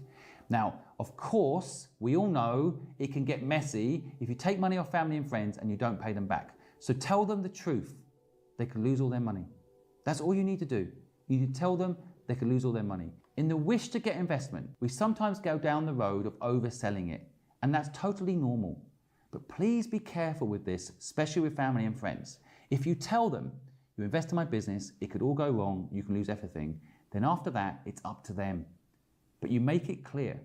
Don't oversell it that it's a guaranteed win. It cannot be a guaranteed win. Nothing ever is, unless you've watched all of this video, of course, there's a high chance, but you know what I mean. Please, please be careful. But I have seen it work. And often family and friends can also help you, which in the early days of any business, if that's the stage you're at, then getting help is probably more valuable than money. But I've seen it work. So do give it serious consideration. And of course, friend of a friend can also be the way to raise money. If you don't have someone in your family that's rich, maybe you've got a friend who has a family that's rich. Learn to leverage the network, because your friend recommending you to someone who's rich will be powerful, and doesn't mean it will also save you time. In the VC world, which I'll talk about in a minute, getting a recommendation is the only way to get investment. They don't take applications online, despite what their websites say. I've seen it. They don't. They take it from recommendation. So start really networking. The second thing I'll say, and I've never seen anyone else talk about this when it comes to getting an investor, and that is consider the people you want to work with you in your company as potential investors. So sometimes when you're profiling the people you want in your business, you will look at it and say, right, well, I can't afford the best, so I'll get this person, right? Which is fine, I understand that. But the smart people think differently. The smart people think, who are the best? And let's say I'm building right now a competitor to LinkedIn, helpbank.com. So I think, who's number 2 at LinkedIn? I want them to come and join me. They're never going to be number 1 at LinkedIn, not for a long time, but maybe they want the chance to build their own LinkedIn and come and join me. Now, the great thing about the number 2 at LinkedIn, definitely got some money in the bank, right? Some money to invest in the business. So I can, and I've done this many times, so this isn't just a theory, but look at your team. Look at your team members as potential investors. In the platform I'm running today, helpbank.com, the people that are involved in this business have invested in this business. Callum, who's behind the camera right now, has put his own money into this business. And he's got equity because of it, and he's taken a lower salary initially. So there's all sorts of benefits to actually doing it this way. You can get your cost down. You can get the best in class involved in the business. And you can bring money in to help make the company work. And it's much better to have money from people that are actually working in the business than people externally who are asking you for a report of when they're going to get their money back. The third thing you can do, and of course this is more traditional, but it is very complex, so I'll try to explain how to go about getting this type of person in your business, but it's an angel investor. Now, you might have heard the term many times. You've probably watched rubbish shows like Dragon's Den and thought that getting an investor is the dragon or the angel sits there with all the money and you are desperately trying to get that money off them by making them see your vision. That is the wrong way to get an angel investor. The best way to get an angel investor on board, once you've identified them and done the research to find out who they are, you've been very clear about what you're going to give them if they invest. All of that is common sense, right? I don't need to teach you that right now. Of course, you need to know how much you're going to give them and why. And I'll get into equity in a little bit later in the video, so you can try to work that bit out. But once you've established who you want as an investor and what you're willing to give them, the way to get an investor is completely the opposite to what you think. You think getting an investor is, hi, I've got a business, this is this business, would you like to invest? No. The best way to get an angel investor is not ask for money. The best way to get an angel investor is ask for help. Because you've identified the right investor, they want to feel value. If they can't bring value, they don't want to invest. And often, if you do it right, it's not like Dragon's Den. I've invested in 78 businesses. I always feel honored and lucky when I get to invest in a successful business. They do not treat me like a dragon. They do not treat me with awe. They treat me with respect. But they also identify why they've approached me, how I can bring value, and make me feel special. And ultimately, I then feel lucky to be involved in that business if they do that right. If you ask me for advice, you're more likely to get money out of me than you straight up ask me for money. Now, I'm not saying don't build ask into the process. Of course, when you do a pitch to an angel investor, you should definitely put in there you're looking for money. But the best way to put it is we're looking for money from the right people. Make it a little harder for people to get involved in your business. That's how you get an angel investor. You create FOMO, right? FOMO, you probably heard it, but in case you haven't, it's probably one of the most powerful things. Fear of missing out. You make people understand, and you do it sincerely, that if they don't invest, they're missing out. That is the key to getting an angel investor. Now, of course, treat an angel investor with respect. If you can prepare a correct and appropriate amount of equity they're going to get, make it clear why, explain your long-term investment plans, so how they're going to dilute, because angel investors often get diluted. So if you're offering them 5%, it might sound like a lot, but if you get another investor and another investor as things go down the line, that person could end up with 1% of the company or 0.5% of the company. And remember, most angel investors will be involved in the business. So make sure you actually need them to help you. Don't just pretend that they need you need them. Because once you get them on board as an investor, it will go pear-shaped. So it's not just about convincing the person to get on board. It's also convincing yourself they're the right person to have with you on this journey in the long term. Make sure you do that. Now, the fourth way of getting an investor, more traditional, VCs, venture capitalists.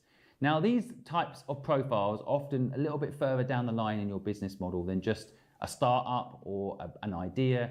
Most of the time, nearly all VCs, although things have changed a little bit when there was a lot of money in the market, but most VCs will generally want a business that's proven that needs capital to scale. So the way to get a VC on board, a couple of ways. First, you identify, have they got money?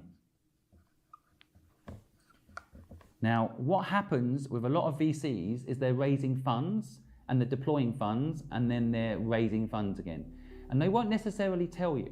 They'll take a meeting with you, they might meet you and understand your business, but they won't necessarily have the funds. And they'll tell you, what we joke in the VC world is you're too tall for radio. So you go for a job interview at a radio station, they reject you in that job, and the interview rejection reason is you were too short for radio. In other words, it's bullshit. They don't tell you why. But you can find out if they're raising. You can Google them to find this out. Don't waste time approaching VCs that are raising money. They won't deploy the capital, they will waste your time. The other thing you can do, and I think it's very important, is see who they've invested in before. And there's a good chance if they've invested in a similar business to yours, it's one of two things. That it's either bad news or good news for you. If it's good, then they will invest in many different companies. So for example, there was an investment company that invested in all the Uber type businesses. They invested in Uber, they invested in Lyft, they invested in all of them. They hedged their bet that one of them was going to win, they wanted to be a part of all of them to make sure that they didn't lose. Other VCs will only invest in one company in that category. So just make sure you understand that. But if it's bad news and they only invest in one company in that category, then you can go to the competitor of that VC and create a rivalry between the VC firms. I've seen it play out many times. You make them feel like, well, they've invested in Uber, but I'm Lyft and I think we're going to beat Uber. Would you like to invest in us? And it's primal, but it works. So think about, again, have they got money? Don't waste time selling to people that don't have that. See the investor companies they've invested in before, understand that. And then 3, try to get connected to a previous company that VC has invested in. It's much more powerful for you to get introduced by one of the other portfolio companies of that VC than you personally approaching that VC. So try to make connections. And it was also good due diligence, by the way. If you speak to the company that got investment from that VC, you can find out whether that VC was decent or not, because some of these VCs are awful. So you can do your due diligence, at the same time, hopefully make a relationship with a founder that can introduce you to the VC when the time is right. Now the 5th way, again, I've never seen this way explained to people before, and it's not traditional, but I have done it many, many times, and that is work with your brand partner or client to fund your growth. So I had an office in Hong Kong and a client wanted us to open up in the Middle East. And I was a bit reluctant, which is why I think I found out about this hack. So I originally said, we don't want to open up there. I think they just wanted us to open up there and then service them, and they didn't want to spend any money doing it. But because we said no and they really wanted to work with us there, they offered to pay us to open up there. So this is a hack I learned, and I will use it many, many, many more times after this, that sometimes your client who wants your service or the brand that's sponsoring you will pay for your expansion. Sometimes it's easier for them to do that than go out and build it themselves, for example, or work with a new partner that doesn't understand their philosophy. So your existing clients can be your investor. And it can be really powerful if you do it right too, because that client then feels invested in your success. They're not going to make you go for a tender every year. They're not going to chop and change you as a client or partner or supplier, because they want you to succeed because they own equity in you. Now, of course, you have to do this carefully. So for example, if one of your clients is a bank and they invest in you, it can get very messy suddenly on the legal side. Equally, if you are working with a particular provider, let's say in my case, I work with lots of different online service providers, but I'm partnered with GoDaddy. But if GoDaddy invested in my business, it means all the other online